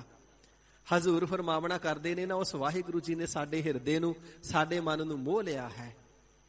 ਗਰੀਬ ਨਿਵਾਜ ਸਾਹਿਬ ਜੀ ਫਰਮਾਨ ਕਰਨਾ ਕਰਦੇ ਨੇ, ਪਿਆਰਿਓ, ਐਸਾ ਹਰੀ ਅਕਾਲ ਪੁਰਖ ਵਾਹਿਗੁਰੂ ਜੀ ਦਾ ਜਿਹੜਾ ਸੁੰਦਰ ਸਰੂਪ ਹੈ, ਬੁਢਾਪੇ ਦੀ ਅਵਸਥਾ ਤੋਂ ਰਹਿਤ ਹੈ। ਸਦਾ ਹੀ ਉਸ ਦੇ ਮੁਖ ਮੰਡਲ ਦੀ ਜਿਹੜੀ ਜੋਤ ਹੈ ਉਹ ਜਗਦੀ ਰਹਿੰਦੀ ਹੈ। ਉਸ ਦੇ ਚਿਹਰੇ ਦੀ ਆਭਾ ਬੜੀ ਪ੍ਰਫੁੱਲਤ ਹੈ, ਉਸ ਦੇ ਚਿਹਰੇ ਦੀ ਆਭਾ ਬੜੀ ਪ੍ਰਜਵਲਿਤ ਹੈ। ਐਸਾ ਤੇਜ ਪ੍ਰਤਾਪ ਹੈ ਜਿਹੜਾ ਸਹਾਰਿਆ ਨਹੀਂ ਜਾਂਦਾ। ਐਸੇ ਸਹਿਤ ਤੇਜ ਪ੍ਰਤਾਪ ਦੇ ਗੁਰੂ ਕੀ ਮੂਰਤ ਨੂੰ, ਕਿਉਂਕਿ ਗੁਰ ਪਰਮੇਸ਼ਰ ਏਕੋ ਜਾਣ, ਪਰਮੇਸ਼ਰ ਜੀ ਵਿੱਚ ਤੇ ਸਤਿਗੁਰੂ ਜੀ ਵਿੱਚ ਭੇਦ ਨਹੀਂ ਨਾ। ਸਤਿਗੁਰੂ ਕਲਗੀਧਰ ਸੱਚੇ ਪਾਤਸ਼ਾਹ ਮਹਾਰਾਜ ਜੀ ਦਾ ਸਰੂਪ ਕੈਸਾ ਸੁੰਦਰ ਹੋਵੇਗਾ। ਵਿਦਵਾਨ ਜਨ ਕਥਨ ਕਰਦੇ ਨੇ ਕਿ ਇੱਕ ਐਸਾ ਬਾਦਸ਼ਾਹ ਸੁਣਿਆ ਜਾਂਦਾ ਜਿਸ ਦਾ ਸਰੂਪ ਇਤਨਾ ਸੁੰਦਰ ਸੀ, ਜਦੋਂ ਬੀਬੀਆਂ ਉਸ ਨੂੰ ਦੇਖਦੀਆਂ, ਸਬਜ਼ੀ ਕੱਟ ਰਹੀਆਂ ਹੁੰਦੀਆਂ ਤੇ ਉਂਗਲ ਕੱਟੀ ਜਾਂਦੀ, ਉਸ ਨੂੰ ਦੇਖਣ ਚ ਇਤਨੀਆਂ ਮਗਨ ਹੋ ਜਾਂਦੀਆਂ ਕਿ ਪੋਟੇ ਕੱਟੇ ਦਾ ਪਤਾ ਨਹੀਂ ਸੀ ਲੱਗਦਾ ਕਿ ਉਂਗਲ ਤੇ ਕਰਦ ਲੱਗ ਗਈ ਹੈ। ਪਰ ਵਿਦਵਾਨ ਜਨ ਕਹਿਣਾ ਕਰਦੇ ਨੇ, ਹੇ ਕਲਗੀਧਰ ਸੱਚੇ ਪਾਤਸ਼ਾਹ, ਆਪ ਜੀ ਦਾ ਸਰੂਪ ਇੰਨਾ ਜ਼ਿਆਦਾ ਕਿੰਨਾ ਸੁੰਦਰ ਹੋਵੇਗਾ ਕਿ ਬੰਦ-ਬੰਦ ਕੱਟਿਆ ਜਾ ਰਿਹਾ। ਭਾਈ ਮਨੀ ਸਿੰਘ ਸਾਹਿਬ ਜੀ ਦਾ ਆਪ ਜੀ ਦੇ ਸਰੂਪ ਦਾ ਧਿਆਨ ਧਾਰਨ ਕਰ ਲਿਆ। ਆਪ ਜੀ ਦੇ ਸਰੂਪ ਵਿੱਚ ਇਤਨਾ ਮਗਨ ਹੋ ਗਿਆ ਦਰਸ਼ਨ ਕਰਨ ਦੇ ਵਿੱਚ ਕਿ ਬੰਦ-ਬੰਦ ਕੱਟੇ ਜਾਂਦੇ ਦੀ ਪੀੜ ਹੀ ਮਹਿਸੂਸ ਨਹੀਂ ਹੋਈ, ਪਤਾ ਹੀ ਨਹੀਂ ਲੱਗਾ ਬੰਦ-ਬੰਦ ਕੱਟਿਆ ਕਦੋਂ ਗਿਆ। ਐਸਾ ਸਰੂਪ ਜਿਸ ਦੇ ਵਿੱਚ ਜੇ ਧਿਆਨ ਲੱਗ ਜਾਵੇ ਤੇ ਦੁਨੀਆ ਦੇ ਸਾਰੇ ਦੁੱਖ ਮੁੱਕ ਜਾਂਦੇ ਨੇ। ਸਿੱਖੋ, ਐਸੇ ਸਤਿਗੁਰੂ ਜੀ ਦੇ ਪਾਵਨ ਸਰੂਪ ਦਾ ਹਿਰਦੇ ਦੇ ਅੰਦਰ ਧਿਆਨ ਧਰਨਾ ਕਰੋ। ਸੋ ਇਸੇ ਹੀ ਪ੍ਰਕਾਰ ਗੁਰਮੂਰਤ ਸਿਉ ਲਾਏ ਧਿਆਨ। ਜੋ ਸਤਿਗੁਰੂ ਜੀ ਦੀ ਮੂਰਤ ਹਸਤੀ ਹੈ, ਸਤਿਗੁਰੂ ਜੀ ਦੀ ਹਸਤੀ ਸਦਾ ਅਬਿਨਾਸ਼ੀ ਹੈ। ਅਬਿਨਾਸ਼ੀ ਸਰੂਪ ਦਾ ਆਪਣੇ ਮਨ ਦੇ ਅੰਦਰ ਧਿਆਨ ਲਗਾਵਣਾ ਕਰੋ, ਹਿਰਦੇ ਦੇ ਅੰਦਰ ਧਿਆਨ ਧਾਰਨਾ ਕਰੋ। ਸੋ ਇਸੇ ਹੀ ਪ੍ਰਕਾਰ ਗੁਰਮੂਰਤ ਸਿਉ ਲਾਏ ਧਿਆਨ। ਜੋ ਸਤਿਗੁਰੂ ਜੀ ਦਾ ਸ਼ਬਦ ਹੈ ਨਾ, ਇਹ ਵੀ ਸਤਿਗੁਰੂ ਜੀ ਦੀ ਮੂਰਤ ਹੈ। ਸਤਿਗੁਰੂ ਜੀ ਆਪ ਫਰਮਾਨ ਕਰਨਾ ਕਰਦੇ ਨੇ ਪੰਜਵੇਂ ਪਾਤਸ਼ਾਹ ਜੀ, ਗੁਰ ਕੀ ਮੂਰਤ ਮਨ ਮਹਿ ਧਿਆਨ, ਗੁਰ ਕੈ ਸ਼ਬਦ ਮੰਤਰ ਮਨ ਮਾਨ। ਅਥਵਾ ਗੁਰ ਮੂਰਤ ਗੁਰ ਸ਼ਬਦ ਹੈ। ਜੋ ਸਤਿਗੁਰੂ ਜੀ ਦੀ ਬਾਣੀ ਹੈ, ਸਤਿਗੁਰੂ ਜੀ ਦੇ ਸ਼ਬਦ ਨੇ, ਇਹ ਸਤਿਗੁਰੂ ਜੀ ਦਾ ਸਵਰੂਪ ਹੈ, ਸਤਿਗੁਰੂ ਜੀ ਦੀ ਮੂਰਤ ਹੈ, ਸਤਿਗੁਰੂ ਜੀ ਦੀ ਹਸਤੀ ਹੈ। ਬਾਣੀ ਗੁਰੂ, ਗੁਰੂ ਹੈ ਬਾਣੀ, ਵਿੱਚ ਬਾਣੀ ਅੰਮ੍ਰਿਤ ਸਾਰੇ। ਸਤਿਗੁਰੂ ਜੀ ਗੁਰਬਾਣੀ ਰੂਪ ਨੇ। ਇਸ ਕਰਕੇ ਜੋ ਸਤਿਗੁਰੂ ਜੀ ਦਾ ਸ਼ਬਦ ਉਪਦੇਸ਼ ਹੈ ਨਾ, ਸਤਿਗੁਰੂ ਜੀ ਦੀ ਗੁਰਬਾਣੀ ਹੈ। ਪਿਆਰਿਓ, ਇਸ ਨੂੰ ਹਿਰਦੇ ਦੇ ਅੰਦਰ ਵਸਾ ਕਰਕੇ ਗੁਰਬਾਣੀ ਦਾ ਧਿਆਨ ਧਾਰਨਾ ਕਰੋ। ਭਾਵ ਗੁਰਬਾਣੀ ਨੂੰ ਸਦਾ ਹੀ ਹਿਰਦੇ ਦੇ ਅੰਦਰ ਜਪਦੇ ਰਹੋ। ਈਹਾਂ ਊਹਾਂ ਪਾਵਹਿ ਮਾਨ। ਤੇ ਸਤਿਗੁਰੂ ਜੀ ਦੇ ਗੁਰ ਸ਼ਬਦ ਨੂੰ ਹਿਰਦੇ ਵਿੱਚ ਵਸਾਉਣ ਕਰਕੇ, ਪ੍ਰਤੱਖ ਸਰਗੁਣ ਸ਼ਬਦ ਨੂੰ ਹਿਰਦੇ ਦੇ ਵਿੱਚ ਵਸਾਉਣ ਕਰਕੇ, ਸਰਗੁਣ ਸਰੂਪ ਨੂੰ ਵਸਾਉਣ ਕਰਕੇ, ਅਥਵਾ ਗੁਰ ਸ਼ਬਦ ਨੂੰ ਹਿਰਦੇ ਦੇ ਅੰਦਰ ਵਸਾਉਣ ਕਰਕੇ, ਈਹਾ ਇਸ ਲੋਕ ਦੇ ਵਿੱਚ ਤੇ ਊਹਾ ਪਰਲੋਕ ਦੇ ਵਿੱਚ ਅਤਿਅੰਤ ਪਾਵਹਿ ਮਾਨ, ਇੱਜ਼ਤ ਮਾਨ ਸਤਕਾਰ ਪ੍ਰਾਪਤ ਕਰੋਗੇ, ਹਾਸਲ ਕਰੋਗੇ। ਇੱਥੇ ਇਸ ਲੋਕ ਦੇ ਵਿੱਚ ਵੀ ਸਤ ਸੰਗਤ ਰੂਪੀ ਵਾਹਿਗੁਰੂ ਜੀ ਦੇ ਦਰ ਤੇ ਮਾਣ ਪਾਵੋਗੇ। ਸਮੁੱਚਾ ਜਿਤਨਾ ਵੀ ਜਗਤ ਸੰਸਾਰ ਹੈ ਨਾ, ਇਹ ਵਾਹਿਗੁਰੂ ਜੀ ਦਾ ਦਰ ਹੀ ਹੈ। ਇਹੋ ਜਗ ਸੱਚਾ ਕੀ ਹੈ ਕੋਠੜੀ, ਸੱਚੇ ਕਾ ਵਿੱਚ ਵਾਸ। ਜਦੋਂ ਵਾਹਿਗੁਰੂ ਜੀ ਦੀ ਜੋਤ ਸਰਬਤ ਜੀਵਾਂ ਦੇ ਅੰਦਰ ਨਜ਼ਰ ਆਉਂਦੀ ਏ, ਫਿਰ ਸਮੁੱਚੇ ਸਰੀਰ ਵਾਹਿਗੁਰੂ ਜੀ ਦਾ ਘਰ ਨੇ। ਸਮੁੱਚਾ ਜਗਤ ਸੰਸਾਰ ਵਾਹਿਗੁਰੂ ਜੀ ਦਾ ਘਰ ਹੈ। ਇੱਥੇ ਸਮੁੱਚੇ ਜਗਤ ਸੰਸਾਰ ਵਾਹਿਗੁਰੂ ਜੀ ਦੇ ਘਰ ਦੇ ਵਿੱਚ ਵੀ ਮਾਨ ਪਾਵੋਗੇ ਤੇ ਅੱਗੇ ਸੱਚਖੰਡ ਦਰਬਾਰ ਦੇ ਅੰਦਰ ਵਾਹਿਗੁਰੂ ਜੀ ਦੇ ਘਰ ਵਾਹਿਗੁਰੂ ਜੀ ਦੀ ਗੋਦ ਦੇ ਵਿੱਚ ਅਤਿਅੰਤ ਮਾਨ ਸਤਿਕਾਰ ਹਾਸਲ ਕਰੋਗੇ। ਸਗਲ ਤਿਆਗ ਗੁਰ ਸ਼ਰਣੀ ਆਇਆ। ਭਾਈ ਜਿਹੜਾ ਵੀ ਹੋਰ ਸਾਰਿਆਂ ਆਸਰਿਆਂ ਨੂੰ ਛੱਡ ਕਰਕੇ ਗੁਰੂ ਕੀ ਸ਼ਰਨ ਦੇ ਵਿੱਚ ਆਇਆ ਹੈ, ਜਿਸ ਨੇ ਆਪਣੇ ਹਿਰਦੇ ਦੇ ਵਿੱਚੋਂ ਹੋਰ ਆਸਰਿਆਂ ਦਾ ਤਿਆਗ ਕਰ ਦਿੱਤਾ, ਮਿਟੇ ਅੰਦੇਸੇ ਨਾਨਕ ਸੁਖ ਪਾਇਆ। ਸਤਿਗੁਰੂ ਅਰਜਨ ਦੇਵ ਸੱਚੇ ਪਾਤਸ਼ਾਹ ਜੀ ਬਚਨ ਕਰਦੇ ਨੇ, ਉਸ ਦੇ ਹਿਰਦੇ ਦੇ ਸਾਰੇ ਅੰਦੇਸੇ ਮਿਟ ਗਏ, ਸਾਰੇ ਸੰਸੇ ਮਿਟ ਗਏ ਤੇ ਉਸ ਨੇ ਆਤਮ ਸੁਖ ਨੂੰ ਪ੍ਰਾਪਤ ਕਰਨਾ ਕੀਤਾ ਹੈ, ਪ੍ਰਤੱਖ ਦੁਨਿਆਵੀ ਸੁੱਖਾਂ ਨੂੰ ਵੀ ਪ੍ਰਾਪਤ ਕਰਨਾ ਕੀਤਾ ਹੈ। ਸੋ ਇਸੇ ਪ੍ਰਕਾਰ ਸੁਖ ਸਰੂਪ ਵਾਹਿਗੁਰੂ ਜੀ ਨੂੰ ਪ੍ਰਾਪਤ ਕਰਨਾ ਕੀਤਾ ਹੈ, ਜਦੋਂ ਸਗਲ ਤਿਆਗ ਸਾਰਿਆਂ ਆਸਰਿਆਂ ਨੂੰ ਛੱਡ ਕਰਕੇ ਸ਼ਰਨ ਦੇ ਵਿੱਚ ਆ ਗਿਆ। ਭਾਈ ਸਾਹਿਬ ਭਾਈ ਗੁਰਦਾਸ ਜੀ ਪਾਂਡਵਾਂ ਦਾ ਬਿਰਤਾਂਤ ਲਿਖਣਾ ਕਰਦੇ ਨੇ ਨਾ, ਕਿ ਦੁਸ਼ਟਾਂ ਨੇ ਵਾਲਾਂ ਤੋਂ ਪਕੜ ਕਰਕੇ ਮੱਥੇ ਵਾਲ ਦ੍ਰੋਪਦੀ ਆਂਦੀ ਖਿੱਚ ਕਰਕੇ ਘਸੀਟ ਕਰਕੇ ਦ੍ਰੋਪਦੀ ਨੂੰ ਸਭਾ ਦੇ ਵਿੱਚ ਲੈ ਆਂਦਾ ਤੇ ਦੁਰਯੋਧਨ ਨੇ ਫਿਰ ਹੁਕਮ ਦੇ ਦਿੱਤਾ, ਕਹਿਣ ਲੱਗਾ ਇਹ ਜਿਹੜੀ ਪੰਚਾਲੀ ਹੈ, 5 ਪਾਂਡਵਾਂ ਦੀ ਘਰ ਵਾਲੀ ਹੈ, ਦੂਤਾਂ ਨੂੰ ਫਰਮਾਇਆ ਨੰਗੀ ਕਰੋ ਪੰਚਾਲੀ ਬਾਂਦੀ, ਇਸ ਨੂੰ ਨਗਨ ਅਵਸਥਾ ਵਿੱਚ ਕਰਕੇ ਤੇ ਮੇਰੇ ਉਰੂ ਦੇ ਉੱਪਰ ਬਿਠਾਲਣਾ ਕਰੋ, ਮੇਰੀ ਦਾਸੀ ਬਣਾ ਦੇਣਾ ਕਰੋ। ਤੇ ਇਸ ਵੇਲੇ ਸਾਧ ਸੰਗਤ ਜੀ ਆਪਣੇ ਪਤੀਆਂ ਦੇ ਤਰਲੇ ਲਏ, 5 ਪਾਂਡਵਾਂ ਦੇ ਹਾੜੇ ਕੱਢੇ, ਮੇਰੀ ਇੱਜ਼ਤ ਨਿਲਾਮ ਹੋਣ ਲੱਗੀ ਏ, ਇਹ ਦੁਸ਼ਟ ਮੈਨੂੰ ਨਿਰਵਸਤਰ ਕਰਨ ਲੱਗੇ ਨੇ, ਮੇਰੀ ਰਖਵਾਲੀ ਕਰੋ। ਪਰ 5 ਪਾਂਡਵ ਦੁਰਯੋਧਨ ਦੇ ਦਾਸ ਹੋ ਚੁੱਕੇ ਨੇ, ਕੋਈ ਅੱਗੇ ਨਹੀਂ ਆਇਆ। ਭੀਸ਼ਮ ਪਿਤਾਮਾ ਦੇ ਅੱਗੇ ਹਾੜੇ ਕੱਢੇ, ਦ੍ਰੋਣਾਚਾਰੀਆ ਗੁਰੂ ਦੇ ਤਰਲੇ ਲਏ, ਕੋਲੂ ਗੁਰੂ ਕਿਰਪਾਚਾਰੀਆ ਦੇ ਪੈਰ ਫੜ ਫੜ ਕੇ ਬੇਨਤੀਆਂ ਕੀਤੀਆਂ, ਧ੍ਰਿਤਰਾਸ਼ਟਰ ਰਾਜੇ ਦੇ ਤਰਲੇ ਲਏ। ਇਸੇ ਪ੍ਰਕਾਰ ਸਭਾ ਦੇ ਵਿੱਚ ਪ੍ਰਤਿਸ਼ਠ ਜਿਹੜੀਆਂ ਹਸਤੀਆਂ ਬੈਠੀਆਂ ਸਨ, ਸਾਰਿਆਂ ਦੇ ਅੱਗੇ ਹੱਥ ਜੋੜ ਜੋੜ ਕੇ ਮਿੰਨਤਾਂ ਕੀਤੀਆਂ, ਇੱਥੋਂ ਤੱਕ ਕਿ ਕਰਨ ਦੁਰਯੋਧਨ ਅੱਗੇ ਵੀ ਹੱਥ ਜੋੜੇ। ਦੁਰਯੋਧਨ ਨੂੰ ਕਹਿਣਾ ਕੀਤਾ, ਰਿਸ਼ਤੇ ਦੇ ਵਿੱਚ ਮੈਂ ਤੇਰੀ ਭਰਜਾਈ ਲੱਗਦੀ ਐ, ਤੇ ਜਿਹੜੇ ਦਿਓਰ ਹੁੰਦੇ ਨੇ ਉਹ ਪੁੱਤਰਾਂ ਸਮਾਨ ਹੁੰਦੇ ਨੇ, ਮੈਂ ਤੇਰੇ ਜੇਸ਼ਟ ਭਰਾਤਾ ਦੀ ਯੁਧਿਸ਼ਟਰ ਦੀ ਘਰ ਵਾਲੀ ਐ, ਉਸ ਨਾਤੇ ਤੇਰੇ ਵਾਸਤੇ ਮਾਂ ਦੀ ਨਿਆਈ ਆ, ਇਤਨੀ ਬੇਅਦਬੀ ਨਾ ਕਰ। ਪਰ ਨਹੀਂ ਟਲਿਆ। ਜਿਸ ਵੇਲੇ ਸਾਰੇ ਆਸਰੇ ਮੁੱਕ ਗਏ ਨਾ, ਤੇ ਫਿਰ ਹਾ ਕ੍ਰਿਸ਼ਨ ਘਰੇ ਵੇਲੇ ਲਾਦੀ, ਫਿਰ ਕ੍ਰਿਸ਼ਨ ਜੀ ਦਾ ਧਿਆਨ ਧਰਿਆ। ਜਦੋਂ ਕ੍ਰਿਸ਼ਨ ਜੀ ਦਾ ਧਿਆਨ ਧਰਿਆ, ਸਾੜੀ ਦਾ ਚੀਰ ਇੰਨਾ ਵੱਧਦਾ ਗਿਆ, ਇੰਨਾ ਵੱਧਦਾ ਗਿਆ, ਚੀਰ ਖਿੱਚਣ ਵਾਲੇ ਖਿੱਚਦੇ ਖਿੱਚਦੇ ਖਿੱਚਦੇ ਖਿੱਚਦੇ ਥੱਕ ਗਏ, ਕੱਪੜਿਆਂ ਦੇ ਅੰਬਾਰ ਲੱਗ ਗਏ, ਪਰ ਸਾਧ ਸੰਗਤ ਜੀ ਚੀਰ ਨਹੀਂ ਮੁੱਕਿਆ। ਸਾਰੀ ਦੁਸ਼ਟ ਸਭਾ ਹਾਰ ਗਈ, ਪੰਚਾਲੀ ਨੂੰ ਛੱਡ ਦਿੱਤਾ ਗਿਆ। ਪੰਚਾਲੀ ਵਾਪਸ ਮਹਿਲ ਦੇ ਵਿੱਚ ਗਈ ਹੈ, ਤੇ ਜਾਂਦਿਆਂ ਨੂੰ ਕ੍ਰਿਸ਼ਨ ਜੀ ਬੈਠੇ ਹੋਏ ਨੇ। ਰਿਸ਼ਤੇ ਵਿੱਚ ਭਰਾ ਵੀ ਲੱਗਦਾ ਸੀ, ਮਾਣ ਵੀ ਬੜਾ ਸੀ, ਤੇ ਭੈਣ ਭਰਾਵਾਂ ਦਾ ਪਿਆਰ ਵੀ ਬੜਾ ਸੀ। ਤੇ ਫਿਰ ਪਿਆਰ ਦੇ ਨਾਲ ਉਲਾਂਭਾ ਦਿੱਤਾ, ਭਗਵਾਨ ਜੀ ਇੰਨੀ ਮੇਰੀ ਬੇਅਦਬੀ ਹੋਈ, ਵਾਲਾਂ ਤੋਂ ਪਕੜ ਕੇ ਘਸੀਟਿਆ ਗਿਆ, ਸਭਨਾਂ ਦੇ ਮੈਂ ਹਾੜੇ ਕੱਢੇ, ਸਭਨਾਂ ਦੇ ਮੈਂ ਤਰਲੇ ਲਏ, ਸਾਰਿਆਂ ਦੇ ਮੈਂ ਪੈਰ ਫੜੇ, ਕਿਸੇ ਨੇ ਮੇਰੀ ਰਖਵਾਲੀ ਨਾ ਕੀਤੀ। ਇਤਨਾ ਸਮਾਂ ਤੱਕ ਤੁਸੀਂ ਤਮਾਸ਼ਾ ਕਿਉਂ ਦੇਖਦੇ ਰਹੇ? ਜਦੋਂ ਮੇਰਾ ਚੀਰ ਖਿੱਚ ਹੀ ਲਿਆ, ਨਿਰਵਸਤਰ ਕਰਨੀ ਲੱਗੇ, ਫੇਰ ਵੀ ਤੇ ਆ ਕੇ ਚੀਰ ਵਧਾ ਹੀ ਦਿੱਤਾ ਨਾ, ਫਿਰ ਵੀ ਤੇ ਲਾਜ ਤੁਸਾਂ ਹੀ ਰੱਖੀਏ। ਤੇ ਜੇ ਪਹਿਲਾਂ ਆ ਕੇ ਰਾਜ ਰੱਖ ਲੈਂਦੇ ਤੇ ਸਭਾ ਵਿੱਚ ਮੇਰੀ ਇਤਨੀ ਬੇਅਦਬੀ ਤੇ ਨਾ ਹੁੰਦੀ। ਤੇ ਕ੍ਰਿਸ਼ਨ ਜੀ ਹੱਸ ਕੇ ਕਹਿੰਦੇ, ਜਦੋਂ ਯਾਦ ਕਰਦੀ ਫੇਰ ਹੀ ਆਉਣਾ ਸੀ ਨਾ, ਤੂੰ ਪਹਿਲਾਂ ਯਾਦ ਹੀ ਕਦੋਂ ਕੀਤਾ ਸੀ? ਪਹਿਲਾਂ ਤੇਰੇ ਮਨ ਦੇ ਵਿੱਚ ਹੋਰ ਆਸਰੇ ਬੜੇ ਸਨ। ਤੇਰੇ ਮਨ ਦੇ ਵਿੱਚ ਤੇਰੇ 5 ਪਤੀਆਂ ਦਾ ਆਸਰਾ ਸੀ, ਤੇਰੇ ਮਨ ਦੇ ਵਿੱਚ ਧ੍ਰਿਤਰਾਸ਼ਟਰ ਦਾ ਆਸਰਾ ਸੀ, ਤੇਰੇ ਮਨ ਦੇ ਵਿੱਚ ਗੁਰੂ ਦ੍ਰੋਣ ਦਾ, ਕਿਰਪਾਚਾਰੀਆ ਦਾ, ਗੰਗਾ ਪੁੱਤਰ ਭੀਸ਼ਮ ਦਾ ਆਸਰਾ ਸੀ।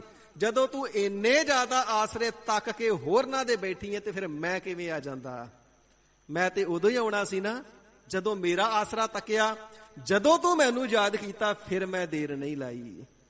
ਇਸ ਪ੍ਰਕਾਰ ਹਜ਼ੂਰ ਫਰਮਾਨ ਕਰਦੇ ਹਨ, ਸਗਲ ਤਿਆਗ ਸਗਲ ਤਿਆਗ ਗੁਰ ਸਰਣੀ ਆਇਆ। ਪਿਆਰਿਓ, ਜਿਹੜਾ ਵੀ ਕੋਈ ਮਾਈ ਭਾਈ ਜਗਿਆਸੂ ਜਨ ਆਪਣੇ ਹਿਰਦੇ ਦੇ ਵਿੱਚੋਂ ਹੋਰ ਸਾਰਿਆਂ ਆਸਰਿਆਂ ਨੂੰ ਤਿਆਗ ਕਰਕੇ ਦ੍ਰੋਪਤਾ ਵਾਂਗੂ, ਜਿਵੇਂ ਦ੍ਰੋਪਤਾ ਕ੍ਰਿਸ਼ਨ ਦੀ ਸ਼ਰਨ ਵਿੱਚ ਪਈ ਹੈ, ਪੂਰੇ ਸਤਿਗੁਰ ਦੇਵ ਪਿਤਾ ਜੀ ਦੇ ਚਰਨਾਂ ਦੀ ਸ਼ਰਨ ਵਿੱਚ ਪੈ ਜਾਂਦਾ ਹੈ, ਜਿਵੇਂ ਦੇਵੀ ਦਾਸ ਨੇ ਕਲਗੀਧਰ ਸਾਹਿਬ ਜੀ ਦਾ ਆਸਰਾ ਤੱਕਿਆ, ਇਸ ਪ੍ਰਕਾਰ ਜਦੋਂ ਗੁਰੂ ਕੇ ਚਰਨਾਂ ਦਾ ਆਸਰਾ ਤੱਕ ਲਿਆ, ਸ਼ਰਨ ਦੇ ਵਿੱਚ ਆ ਗਿਆ।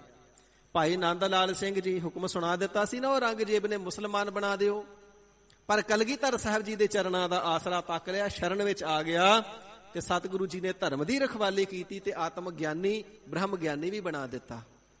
ਜਿਹੜਾ ਹੋਰ ਦੁਨੀਆ ਦੇ ਸਾਰੇ ਆਸਰੇ ਛੱਡ ਕੇ ਪੂਰੇ ਸਤਿਗੁਰਾਂ ਜੀ ਦੀ ਚਰਨਾਂ ਦੀ ਸ਼ਰਨ ਵਿਖੇ ਆਇਆ ਹੈ, ਮਿਟੇ ਅੰਦੇਸੇ ਨਾਨਕ ਸੁਖ ਪਾਇਆ। ਸਤਿਗੁਰ ਦੇਵ ਪਿਤਾ ਜੀ ਦੀ ਕਿਰਪਾ ਦੇ ਨਾਲ ਤਿਸ ਦੇ ਸਾਰੇ ਅੰਦੇਸੇ ਸੰਸੇ ਮਿਟ ਗਏ ਤੇ ਹਜ਼ੂਰ ਫਰਮਾਵਣਾ ਕਰਦੇ ਨੇ, ਤਿਸ ਨੇ ਸੁਖ ਸਰੂਪ ਵਾਹਿਗੁਰੂ ਜੀ ਨੂੰ ਪਾਇਆ, ਪ੍ਰਾਪਤ ਕਰ ਲਿਆ ਹੈ। ਇਸੇ ਪ੍ਰਕਾਰ ਸਤਿਗੁਰੂ ਜੀ ਦੇ ਗੁਰ ਸ਼ਬਦ ਦੀ ਬਰਕਤ ਦੇ ਨਾਲ ਤਿਸ ਨੇ ਅੰਤਰ ਆਤਮੇ ਸਵਰੂਪ ਰੂਪ ਦੀ ਪ੍ਰਾਪਤੀ ਨੂੰ ਸੁਖ ਪ੍ਰਾਪਤ ਕਰਨਾ ਕੀਤਾ ਹੈ। ਸਵਰੂਪ ਰੂਪ ਦੀ ਪ੍ਰਾਪਤੀ ਦਾ ਸੁਖ ਮਾਣਿਆ ਹੈ ਤੇ ਸਵਰੂਪ ਰੂਪ ਨੂੰ ਅਕਾਲ ਪੁਰਖ ਵਾਹਿਗੁਰੂ ਜੀ ਦੀ ਜੋਤ ਦੀ ਅਭੇਤਤਾ ਦਾ ਪ੍ਰਗਟ ਜਲਵਾ ਦੇਖ ਕਰਕੇ ਆਨੰਦ ਮਾਣਿਆ ਹੈ। ਇਸ ਪ੍ਰਕਾਰ ਜੋ ਸੁਖ ਸਰੂਪ ਵਾਹਿਗੁਰੂ ਹੈ, ਤਿਨਾਂ ਨੂੰ ਆਤਮ ਸਵਰੂਪ ਦੀ ਪ੍ਰਾਪਤੀ ਦੁਆਰਾ ਗੁਰਮੁਖਾਂ ਨੇ ਪ੍ਰਾਪਤ ਕੀਤਾ ਹੈ ਜੀ। ਗੌੜੀ ਮਹੱਲਾ ਪੰਜਵਾ। ਹਜ਼ੂਰ ਪੰਜਵੇਂ ਪਾਤਸ਼ਾਹ ਸ੍ਰੀ ਗੁਰੂ ਅਰਜਨ ਦੇਵ ਸੱਚੇ ਪਾਤਸ਼ਾਹ ਗੁਰੂ ਗਰੀਬ ਨਿਵਾਜ ਜੀ ਫਰਮਾਨ ਕਰਦੇ ਹਨ ਜੀ। ਜਿਸ ਸਿਮਰਤ ਦੁਖ ਸਭ ਜਾਏ। ਅਗਲੀ ਪੰਕਤੀ ਪੜ੍ਹ ਦਿਓ, ਅਰਥ ਉੱਥੋਂ ਚੱਲੇਗਾ। ਨਾਮ ਰਤਨ ਵਸੈ ਮਨ ਆਏ। ਹਜ਼ੂਰ ਦੇ ਪਾਸ ਗੁਰਸਿੱਖਾਂ ਨੇ ਬੇਨਤੀ ਕਰਨਾ ਕੀਤੀ ਹੈ, ਹੇ ਸਤਿਗੁਰੂ ਸੱਚੇ ਪਾਤਸ਼ਾਹ ਜੀ ਮਹਾਰਾਜ, ਨਾਮ ਰਤਨ ਵਸੈ ਮਨ ਆਏ। ਸਾਡੇ ਹਿਰਦੇ ਦੇ ਅੰਦਰ ਨਾਮ ਰਤਨ ਕਿਵੇਂ ਆ ਕੇ ਵਸ ਜਾਵੇ? ਜਿਵੇਂ ਰਤਨ ਅਮੋਲਕ ਹੈ, ਗੁਰ ਕਾ ਸ਼ਬਦ ਰਤਨ ਹੈ, ਹੀਰੇ ਜਿਤ ਜੜਾਓ। ਗੁਰੂ ਕਾ ਸ਼ਬਦ ਰਤਨ ਹੈ, ਲਾਲ ਹੈ, ਅਮੋਲਕ ਹੈ, ਬੇਕੀਮਤਾ ਹੈ। ਆਪ ਜੀ ਨੇ ਗਰੀਬ ਨਿਵਾਜ ਸਾਹਿਬ ਜੀ ਨਾਮ ਦੀ ਬੜੀ ਮਹਿਮਾ ਕਥਨ ਕਰਕੇ ਸਰਵਣ ਕਰਾਈ ਹੈ ਤੇ ਹਿਰਦੇ ਦੇ ਅੰਦਰ ਉਤਸ਼ਾਹ ਆ ਰਿਹਾ ਹੈ। ਸਤਿਗੁਰੂ ਜੀ ਦਾ ਨਾਮ ਰੂਪੀ ਰਤਨ ਅਥਵਾ ਨਾਮ ਰੂਪੀ ਚਰਨ ਸਾਡੇ ਵੀ ਹਿਰਦੇ ਦੇ ਵਿੱਚ ਆ ਕਰਕੇ ਵਸ ਜਾਣ। ਗਰੀਬ ਨਿਵਾਜ ਸਾਹਿਬ ਜੀ ਕਿਵੇਂ ਸਾਡੇ ਹਿਰਦੇ ਦੇ ਅੰਦਰ ਨਾਮ ਰਤਨ ਆ ਕਰਕੇ ਵਸ ਜਾਵੇ? ਸ਼ੁਰੂ ਤੋਂ ਪੜ੍ਹ ਦਿਓ।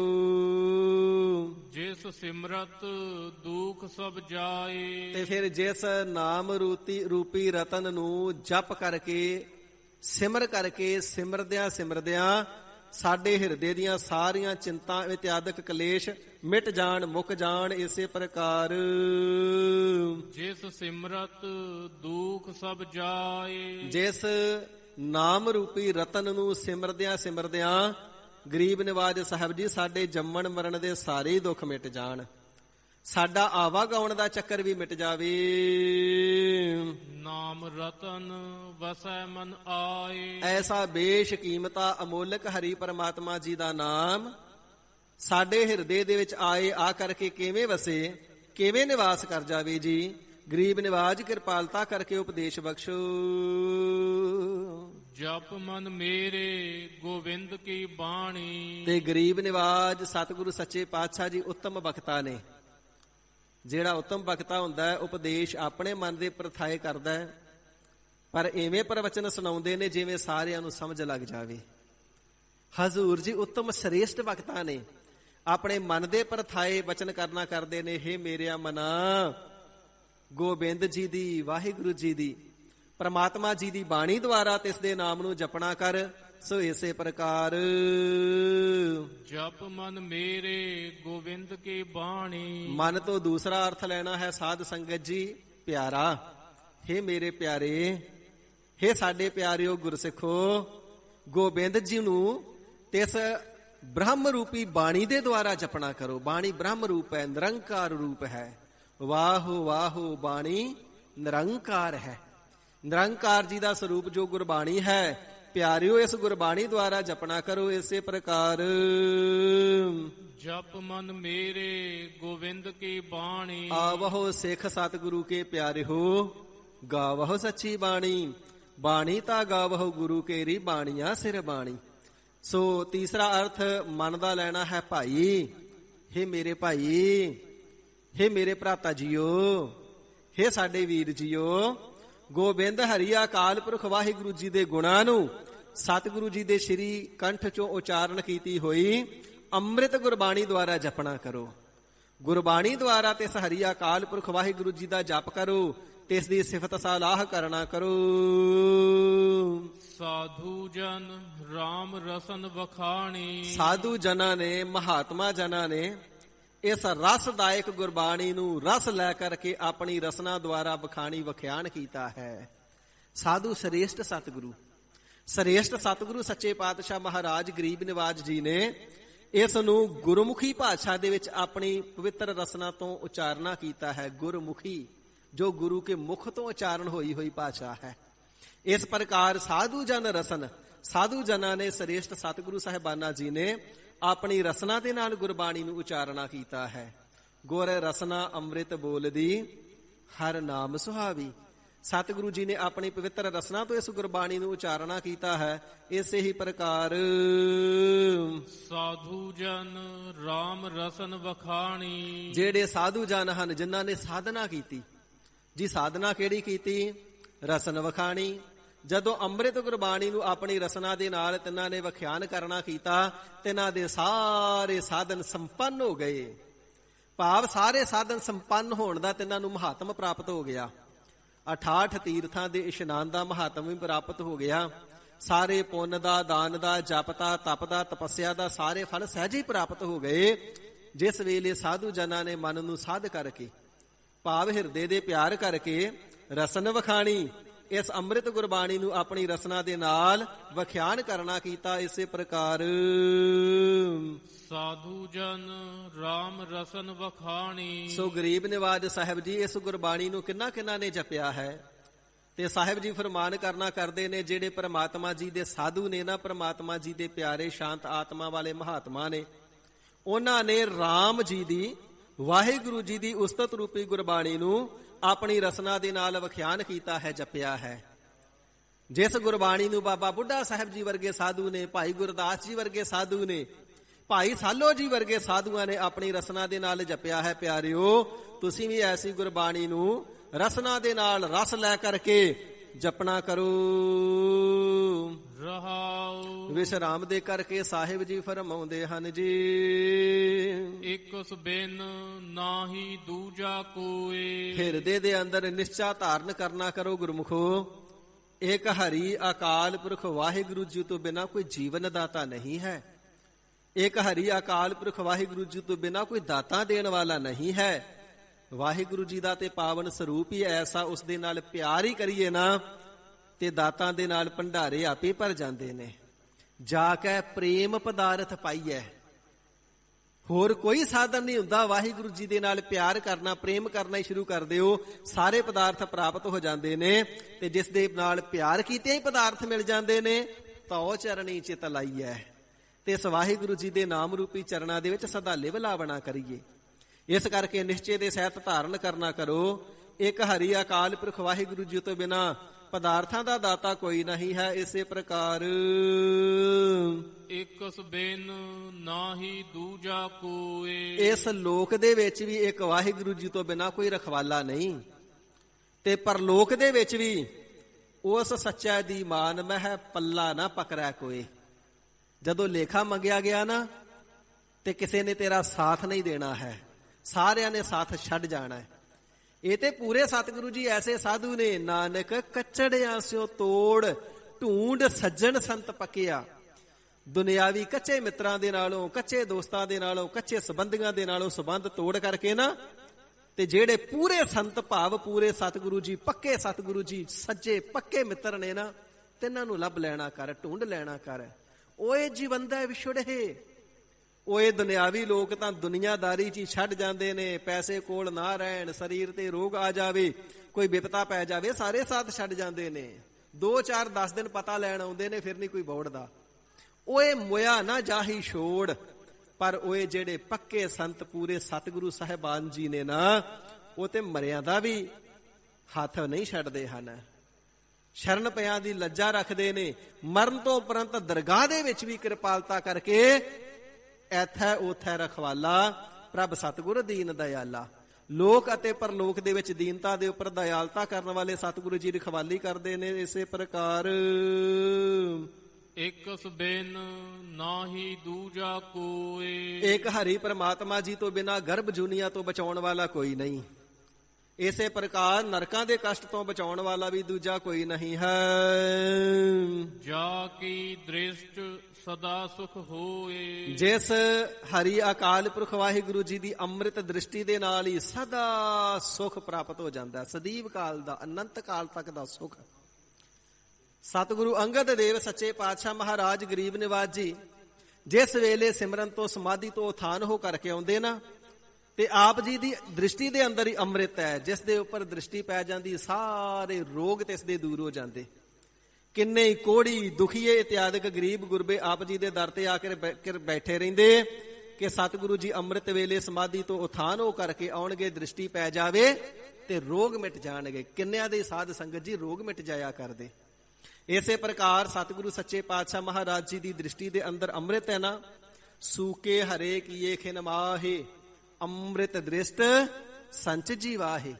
ਸਤਿਗੁਰੂ ਜੀ ਦੀ ਦ੍ਰਿਸ਼ਟੀ ਦੇ ਅੰਦਰ ਐਸਾ ਅੰਮ੍ਰਿਤ ਹੈ, ਪੂਰਾ ਗੁਰ ਆਖਿਆਓ ਜਾ ਕਾ ਮੰਤਰ ਅੰਮ੍ਰਿਤ ਦ੍ਰਿਸ਼ਟ ਪੇਖੈ ਹੋਏ ਸੰਤ। ਚੋਰ ਦੇ ਉੱਪਰ ਵੀ ਅੰਮ੍ਰਿਤ ਦ੍ਰਿਸ਼ਟੀ ਪੈ ਜਾਵੇ ਤੇ ਬਾਬਾ ਬਿਧੀ ਚੰਦ ਸਾਹਿਬ ਜੀ ਚੋਰੀਆਂ ਛੱਡ ਕਰਕੇ ਬ੍ਰਹਮ ਗਿਆਨੀ ਬਣ ਜਾਂਦੇ ਨੇ। ਐਸੀ ਅੰਮ੍ਰਿਤ ਦ੍ਰਿਸ਼ਟੀ ਹੈ ਸਤਿਗੁਰੂ ਸੱਚੇ ਪਾਤਸ਼ਾਹ ਜੀ ਦੀ ਨਜ਼ਰ ਦੇ ਅੰਦਰ। ਸੋ ਇਸੇ ਪ੍ਰਕਾਰ ਜਾ ਕੀ ਦ੍ਰਿਸ਼ਟ ਸਦਾ ਸੁਖ ਹੋਏ। ਅੰਮ੍ਰਿਤ ਦ੍ਰਿਸ਼ਟੀ ਜਦੋਂ ਕਰਤਾਰ ਸਰੂਪ ਸਤਿਗੁਰੂ ਜੀ ਦੀ ਜੀਵ ਦੇ ਉੱਪਰ ਪੈ ਜਾਂਦੀ ਏ ਤੇ ਸਦਾ ਸੁਖ ਸਰੂਪ ਜੋ ਪਰਮਾਤਮਾ ਹੈ, ਸਦੀਵ ਕਾਲ ਸੁੱਖਾਂ ਦਾ ਦਾਤਾ ਹੈ, ਉਸ ਸੁਖ ਸਰੂਪ ਪਰਮਾਤਮਾ ਜੀ ਦੀ ਹੀ ਪ੍ਰਾਪਤੀ ਹੋ ਜਾਂਦੀ ਹੈ। ਸਾਜਨ ਮੀਤ ਸਖਾ ਕਰ ਏਕ। ਇਸ ਕਰਕੇ ਗੁਰਸਿੱਖੋ ਇਸ ਮਾਤਾ ਦੇ ਗਰਭ ਅਵਸਥਾ ਦੇ ਵਿੱਚ ਵੀ ਜਿਹੜੇ ਪਰਮਾਤਮਾ ਜੀ ਸੱਜਣ ਸਰੂਪ ਸਨ, ਜਿਹੜੇ ਹੁਣ ਜਿਉਂਦੇ ਜੀ ਮਾਤ ਲੋਕ ਦੇ ਵਿੱਚ ਮੀਤ ਮਿੱਤਰ ਲੋਕ ਨੇ, ਮਿੱਤਰ ਸਵਰੂਪ ਨੇ, ਅਤੇ ਦਰਗਾਹ ਦੇ ਵਿੱਚ ਵੀ ਸਖਾ ਦੋਸਤ ਰੂਪ ਹੋਣਗੇ। ਪਰਮਾਤਮਾ ਜੀ ਮਾਤਾ ਦੇ ਗਰਭ ਦੇ ਸੱਜਣ, ਲੋਕ ਦੇ ਮੀਤ ਤੇ ਪਰਲੋਕ ਦੇ ਸਖਾ ਦੋਸਤ ਰੂਪ, ਮਿੱਤਰ ਰੂਪ, ਸੰਬੰਧੀ ਰੂਪ ਹੋਣਗੇ। ਇਸੇ ਪ੍ਰਕਾਰ ਸਾਜਨ ਮੀਤ ਸਖਾ ਕਰ ਏਕ। ਐਸੇ ਇੱਕ ਪਰਮੇਸ਼ਰ, ਇੱਕ ਓੰਕਾਰ ਅਕਾਲ ਪੁਰਖ ਵਾਹਿਗੁਰੂ ਜੀ ਨੂੰ ਹੀ ਤਿੰਨਾਂ ਅਵਸਥਾ ਦਾ, ਤਿੰਨਾਂ ਸਮਿਆਂ ਦਾ ਸੱਜਣ, ਮਿੱਤਰ ਤੇ ਦੋਸਤ ਬਣਾ ਲੈਣਾ ਕਰ। ਜਿਹੜੇ ਪਰਮਾਤਮਾ ਜੀ ਪਹਿਲੇ ਲੰਘ ਚੁੱਕੇ ਯੁੱਗਾਂ ਦੇ ਵਿੱਚ ਵੀ ਭਗਤ ਜਨਾਂ ਤੇ ਜਗਿਆਸੂਆਂ ਦੇ ਸੱਜਣ ਰੂਪ ਸਨ, ਜਿਹੜੇ ਹੁਣ ਮੌਜੂਦਾ ਕਾਲ ਦੇ ਵਿੱਚ ਵੀ ਮਿੱਤਰ ਨੇ ਤੇ ਆਉਣ ਵਾਲੇ ਸਮੇਂ ਦੇ ਵਿੱਚ ਵੀ ਸਦਾ ਸਖਾ ਮਿੱਤਰ ਰੂਪ ਹੋਣਗੇ। ਐਸੇ ਇੱਕ ਹਰੀ ਅਕਾਲ ਪੁਰਖ ਵਾਹਿਗੁਰੂ ਜੀ ਨੂੰ ਹੀ ਮਿੱਤਰ ਬਣਾ ਕਰ। ਹਰ ਹਰ ਅੱਖਰ ਮਨ ਮਹਿ ਲੇਖ। ਤੇ ਹਰ ਹਰ ਪਰਮਾਤਮਾ ਜੀ ਦੇ ਜਸ ਸਰੂਪ ਨਾਮ ਨੂੰ ਮਨ ਮਹਿ ਲੇਖ, ਆਪਣੇ ਮਨ ਦੇ ਵਿੱਚ ਹੀ ਲਿਖ ਲੈਣਾ ਕਰ। ਜਿਵੇਂ ਭਗਤ ਕਬੀਰ ਸਾਹਿਬ ਜੀ ਦੇ ਮਾਤਾ ਜੀ ਕਹਿੰਦੇ ਨੇ ਨਾ, ਹਰ ਕਾ ਨਾਮ ਲਿਖ ਲਿਓ ਹੈ ਸਰੀਰ। ਇਸ ਨੇ ਤੇ ਆਪਣੇ ਸਰੀਰ ਤੇ ਹਰੀ ਦਾ ਨਾਮ ਹੀ ਲਿਖ ਲਿਆ ਹੈ। ਭਾਵ ਸਰੀਰ ਕਰਕੇ, ਰੋਮ ਰੋਮ ਕਰਕੇ ਨਾਮ ਹੀ ਜਪਦੇ ਨੇ ਭਗਤ ਕਬੀਰ ਜੀ। ਇਸ ਪ੍ਰਕਾਰ ਆਪਣੇ ਹਿਰਦੇ ਦੇ ਵਿੱਚ ਨਾਮ ਨੂੰ ਹੀ ਲਿਖ ਲੈਣਾ ਕਰ। ਸੋ ਇਸੇ ਪ੍ਰਕਾਰ ਹਰ ਹਰ ਅੱਖਰ ਮਨ ਮਹਿ ਲੇਖ। ਹਰੀ ਪਰਮਾਤਮਾ ਜੀ ਜੋ ਸਾਰਿਆਂ ਨੂੰ ਹਰਿਆਂ ਭਰਿਆਂ ਕਰਨੇ ਵਾਲੇ ਨੇ। ਅੱਖਰ ਖਰ, ਖਰਨੇ ਤੋਂ ਰਹਿਤ ਹੈ, ਨਾਸ਼ ਤੋਂ ਰਹਿਤ ਹੈ, ਸਦਾ ਸਥਿਰ ਸਰੂਪ ਹਸਤੀ ਹੈ ਤੇ ਇਸ ਨੂੰ ਮਨ ਮਹਿ ਲੇਖ, ਹਿਰਦੇ ਦੇ ਅੰਦਰ ਹੀ ਲਿਖ ਲੈਣਾ ਕਰ। ਭਾਵ ਜਿਵੇਂ ਚੀਜ਼ ਕੋਈ ਲਿਖ ਲਈਏ ਤੇ ਉਹ ਪੱਕੀ ਹੋ ਜਾਂਦੀ ਏ, ਪੱਕੇ ਤੌਰ ਤੇ ਸਦੀਵ ਕਾਲ ਆਪਣੇ ਹਿਰਦੇ ਦੇ ਅੰਦਰ ਹੀ ਧਾਰਨ ਕਰ ਲੈਣਾ ਕਰ। ਹਿਰਦੇ ਦੇ ਅੰਦਰ ਹੀ ਉਸ ਦੇ ਨਾਮ ਨੂੰ ਲਿਖ ਲੈਣਾ ਕਰ। ਉਸ ਦੇ ਨਾਮ ਦੀ ਮੋਹਰ ਹਿਰਦੇ ਤੇ ਲਾ ਲੈ, ਹਿਰਦੇ ਦੇ ਵਿੱਚ ਕੋਈ ਹੋਰ ਵਿਕਾਰ ਨਾ ਆਵੇਗਾ। ਇਸ ਪ੍ਰਕਾਰ ਖਰਨੇ ਤੋਂ ਰਹਿਤ, ਨਾਸ਼ ਤੋਂ ਰਹਿਤ ਪ੍ਰਮਾਤਮਾ ਜੀ ਦੇ ਨਾਮ ਰੂਪੀ ਅੱਖਰ ਨੂੰ, ਵਾਹਿਗੁਰੂ ਗੁਰਮੰਤਰ ਨੂੰ ਹਿਰਦੇ ਦੇ ਅੰਦਰ ਧਾਰਨ ਕਰ ਲਓ। ਰਵ ਰਹਿਆ ਸਰਬਤ ਸੁਆਮੀ। ਸੋ ਗਰੀਬ ਨਿਵਾਜ ਸਾਹਿਬ ਜੀ, ਐਸਾ ਸਰਬ ਕਲਾ ਸਮਰੱਥ ਅਕਾਲ ਪੁਰਖ ਵਾਹਿਗੁਰੂ ਜੀ ਦਾ ਨਿਵਾਸ ਕਿੱਥੇ ਹੈ? ਤੇ ਹਜ਼ੂਰ ਫਰਮਾਵਣਾ ਕਰਦੇ ਨੇ, ਪਿਆਰਿਓ ਕਿਤੇ ਦੂਰ ਥੋੜਾ ਹੈ। ਰਵ ਰਹਿਆ ਸਰਬਤ, ਉਹ ਤੇ ਸਰਬਤ ਥਾਵਾਂ ਤੇ, ਸਰਬਤ ਜੀਵਾਂ ਦੇ ਅੰਦਰ, ਕਿਣਕੇ ਕਿਣਕੇ ਦੇ ਅੰਦਰ, ਜ਼ਰਰੇ ਜ਼ਰਰੇ ਦੇ ਅੰਦਰ, ਸਭ ਜਗ੍ਹਾ ਤੇ ਸੁਆਮੀ ਮਾਲਕ ਹਰੀ ਅਕਾਲ ਪੁਰਖ ਵਾਹਿਗੁਰੂ ਜੀ ਸਾਖੀ ਚੇਤਨ ਰੂਪ ਹੋ ਕਰਕੇ ਅਥਵਾ ਜੂਤ ਰੂਪ ਹੋ ਕਰਕੇ, ਨਿਰਗੁਣ ਬ੍ਰਹਮ ਹੋ ਕਰਕੇ ਸਭ ਜਗ੍ਹਾ ਤੇ ਹੀ ਵਸ ਰਹੇ ਹਨ ਜੀ। ਗੁਣ ਗਾਵੇ ਨਾਨਕ ਅੰਤਰ ਜਾਮੀ। ਸਤਿਗੁਰੂ ਅਰਜਨ ਦੇਵ ਸੱਚੇ ਪਾਤਸ਼ਾਹ ਮਹਾਰਾਜ ਸਾਹਿਬ ਜੀ ਫਰਮਾਨ ਕਰਨਾ ਕਰਦੇ ਨੇ ਐਸੇ ਅੰਤਰਜਾਮੀ ਜੋ ਅੰਦਰ ਦੇ ਹਿਰਦੇ ਦੀਆਂ ਜਾਣਨੇ ਵਾਲਾ ਪਰਮੇਸ਼ਰ ਹਰੀ ਅਕਾਲ ਪੁਰਖ ਵਾਹਿਗੁਰੂ ਹੈ ਨਾ, ਉਸ ਦੇ ਗੁਣਾਂ ਨੂੰ ਅਸੀਂ ਸਦੀਵ ਹੀ ਗਾਵਣਾ ਕਰਦੇ ਹਾਂ। ਗੁਰਸਿੱਖੋ ਗੁਣ ਗਾਵੈ, ਗੁਰਮੁਖ ਪਿਆਰੇ ਸਦਾ ਹੀ ਉਸ ਦੇ ਗੁਣਾਂ ਨੂੰ ਗਾਉਂਦੇ ਨੇ, ਕਿਉਂਕਿ ਅੰਤਰਜਾਮੀ ਸਭਨਾ ਦੇ ਹਿਰਦੇ ਦੇ ਪਿਆਰ ਨੂੰ ਪਛਾਣਦਾ ਹੈ। ਗੁਣ ਗਾਵੈ ਸਿੱਖੋ, ਐਸੇ ਪ੍ਰਮਾਤਮਾ ਜੀ ਦੇ ਗੁਣਾਂ ਨੂੰ ਤੁਸੀਂ ਵੀ ਸਦਾ ਹੀ ਗਾਇਨ ਕਰਨਾ ਕਰੋ, ਜਿਹੜਾ ਅੰਤਰਜਾਮੀ ਹਿਰਦੇ ਦੇ ਪਿਆਰ ਨੂੰ ਪਛਾਣ ਕਰਕੇ ਮੁਕਤ ਸਰੂਪ ਕਰ ਦੇਵੇਗਾ। ਇਸ ਪ੍ਰਕਾਰ ਗਰੀਬ ਨਿਵਾਜ, ਧੀਰਜ ਧਾਰੀ, ਪਰ ਉਪਕਾਰੀ, ਅੰਮ੍ਰਿਤ ਬਾਣੀ ਦੇ ਦਾਤੇ, ਸ੍ਰੀ ਗੁਰੂ ਗ੍ਰੰਥ ਸਾਹਿਬ ਜੀ ਦੇ ਸੰਯੋਜਕ, ਸ੍ਰੀ ਗੁਰੂ ਗ੍ਰੰਥ ਸਾਹਿਬ ਜੀ ਦੇ ਰਚਨਹਾਰ, ਸ੍ਰੀ ਗੁਰੂ ਅਰਜਨ ਦੇਵ ਸੱਚੇ ਪਾਤਸ਼ਾਹ ਮਹਾਰਾਜ ਗਰੀਬ ਨਿਵਾਜ ਜੀ ਨੇ ਗੁਰਸਿੱਖਾਂ ਦੀਆਂ ਬੇਨਤੀਆਂ ਪ੍ਰਵਾਨ ਕਰਕੇ ਅੰਮ੍ਰਿਤ ਦਾਤ, ਅੰਮ੍ਰਿਤ ਬਾਣੀ ਦੀ ਦਾਤ ਬਖਸ਼ ਕਰਕੇ ਤਪਦੇ ਹਿਰਦਿਆਂ ਨੂੰ ਸ਼ਾਂਤੀ ਦਿੱਤੀ ਹੈ, ਠੰਡ ਵਰਤਾਈ ਹੈ। ਸਤਿਗੁਰੂ ਸੱਚੇ ਪਾਤਸ਼ਾਹ ਜੀ ਦੇ ਜਿਹੜੇ ਸਿੱਖ ਨੇ ਉਪਦੇਸ਼ ਨੂੰ ਪ੍ਰਾਪਤ ਕਰਕੇ ਰੋਮ ਰੋਮ ਕਰਕੇ ਕਿਰਤੱਗ ਹੋਏ, ਤੇ ਸਤਿਗੁਰੂ ਸੱਚੇ ਪਾਤਸ਼ਾਹ ਜੀ ਦੀ ਅਨੁਕੰਪਾ ਪ੍ਰਾਪਤ ਕਰਕੇ ਅਨੁਗ੍ਰਹਿਤ ਹੋ ਕਰਕੇ ਰੋਮ ਰੋਮ ਕਰਕੇ ਸਤਿਗੁਰੂ ਜੀ ਦਾ ਸ਼ੁਕਰਾਨਾ ਕਰਦੇ ਤੇ ਰੋਮ ਰੋਮ ਕਰਕੇ ਨਾਮ ਨੂੰ ਜਪਦੇ ਨੇ। ਤੇ ਗਰੀਬ ਨਿਵਾਜ ਸਤਿਗੁਰਾਂ ਦੇ ਚਰਨਾਂ ਵਿਖੇ ਅਰਜ਼ੋਈ ਕਰੀਏ, ਇਹ ਤਖਤਾਂ ਦੇ ਮਾਲਕ ਸਾਹਿਬੇ ਕਮਾਲ ਸ੍ਰੀ ਗੁਰੂ ਗੋਬਿੰਦ ਸਿੰਘ ਸੱਚੇ ਪਾਤਸ਼ਾਹ ਜੀ, ਗੁਰਤਾ ਗੱਦੀ ਤੇ ਸ਼ੋਭਨੀਕ ਸ੍ਰੀ ਗੁਰੂ ਗ੍ਰੰਥ ਸਾਹਿਬ, ਪਰਮ ਕਿਰਪਾਲੂ ਸਤਿਗੁਰੂ ਜੀਓ, ਆਪ ਜੀ ਨੇ ਕਿਰਪਾਲਤਾ ਕਰਕੇ ਸਾਨੂੰ ਸਤ ਸੰਗਤ ਦੀਆਂ ਘੜੀਆਂ ਦੁਆਰਾ ਆਪਣੇ ਅੰਮ੍ਰਿਤ ਉਪਦੇਸ਼, ਅੰਮ੍ਰਿਤ ਗੁਰਬਾਣੀ ਦੀ ਕਥਾ ਦੀ ਦਾਤ ਸ਼ਰਵਣ ਅਤੇ ਕਥਨ ਕਰਨੇ ਦੀ ਦਾਤ ਬਖਸ਼ਿਸ਼ ਕਰਨਾ ਕੀਤੀ ਹੈ। ਕਿਰਪਾਲਤਾ ਕਰੋ ਜੀ, ਇਹ ਆਪ ਜੀ ਦੇ ਅੰਮ੍ਰਿਤ ਉਪਦੇਸ਼ ਸਾਡੇ ਹਿਰਦਿਆਂ ਦੇ ਵਿੱਚ ਵੀ ਵਸ ਜਾਣ, ਅਸੀਂ ਆਪ ਜੀ ਦੇ ਕੇਸਾਂ ਸਵਾਸਾਂ ਦੇ ਨਾਲ ਸਿੱਖੀ ਨੂੰ ਨਿਭਾਉਂਦਿਆਂ ਹੋਇਆਂ ਚਰਨਾਂ ਵਿਖੇ ਪ੍ਰਵਾਨ ਚੜ ਜਾਈਏ। ਗਰੀਬ ਨਿਵਾਜ ਕਿਰਪਾਲਤਾ ਕਰਕੇ ਸਾਨੂੰ ਆਪਣੇ ਬਣਾ ਕਰਕੇ ਰੱਖੋ। ਪ੍ਰਭ ਜੀਓ ਖਸਮਾਨਾ ਕਰ ਪਿਆਰੇ, ਬੁਰੇ ਭਲੇ ਹਮ ਥਾਰੇ। ਗਰੀਬ ਨਿਵਾਜ ਸਾਹਿਬ ਜੀ ਅਰਦਾਸਾਂ ਬੇਨਤੀਆਂ ਪ੍ਰਵਾਨ ਕਰਕੇ ਆਪਣੇ ਬਣਾ ਕਰਕੇ ਰੱਖ ਲੈਣ। ਹੋਈਆਂ ਭੁੱਲਾਂ ਚੁੱਕਾਂ ਦੀ ਸਤਿਗੁਰੂ ਸੱਚੇ ਪਾਤਸ਼ਾਹ ਜੀ ਮਹਾਰਾਜ ਤੇ ਪਰਮ ਕਿਰਪਾਲੂ ਸਤਿਗੁਰੂ ਜੀ ਦੀ ਸੰਗਤ ਬਖਸ਼ਣਯੋਗ ਹੈ, ਕਿਰਪਾ ਕਰਕੇ ਬਖਸ਼ ਲੈਣਾ। ਅੱਗੇ ਵਾਸਤੇ ਸੁਮਤ ਬਖਸ਼ਣੀ ਜੀ। ਰਵ ਰਹਿਆ ਸਰਬਤ ਸੁਆਮੀ, ਗੁਣ ਗਾਵੈ ਨਾਨਕ ਅੰਤਰਜਾਮੀ। ਵਾਹਿਗੁਰੂ ਜੀ ਕਾ ਖਾਲਸਾ, ਵਾਹਿਗੁਰੂ ਜੀ ਕੀ ਫਤਿਹ। ਹੀ ਅਚੁੱਤ ਹੀ ਪਾਰ ਬ੍ਰਹਮ, ਅਬਿਨਾਸੀ ਅਗਨਾਸ। हे पूरन हे सर्ब मैं, दुख पंजन गुण तास। हे संगी हे निरंकार, हे निर्गुण सब टेक। हे गोविद हे गुण निधान, जाकै सदा विवेक। हे अपरंपर हर हरि, है पी होवन हार। हे संतह कै सदा संग, निधारा आधार। हे ठाकुर हरदास रो, मैं निर्गुण गुण नहीं कोई। नानक दीजै नाम दान, राखो हियै परोई। आई प्रभ सरनागति, कृपा निध दयाल। एक अखर हर मन बसत, नानक होत निहाल। वाहिगुरु नाम जहाज है, चढ़े सो उतरै पार। जो सरदा कर सेव दे, गुर पार उतारन हार। कथा निता प्रात होत है, सुनो सो सिंह सुजान। नानक गुरु गोविंद सिंह जी, सदा करह कल्याण। नानक गुरु गोविंद सिंह जी, सदा करह कल्याण। वाहिगुरु जी का खालसा, वाहिगुरु जी की फतेह। गज के जयकारा जावे, सो निहाल हो जावे। सत श्री अकाल। ਗੁਰਬਰ ਅਕਾਲ ਦੇਗ ਤੇਗ ਫਤਿਹ। ਗੁਰੂ ਪੰਥ ਖਾਲਸੇ ਦੀ ਚੜ੍ਹਦੀ ਕਲਾ ਰੱਖਣੀ। ਸੱਚੇ ਪਾਤਸ਼ਾਹ ਜੀ ਮਹਾਰਾਜ।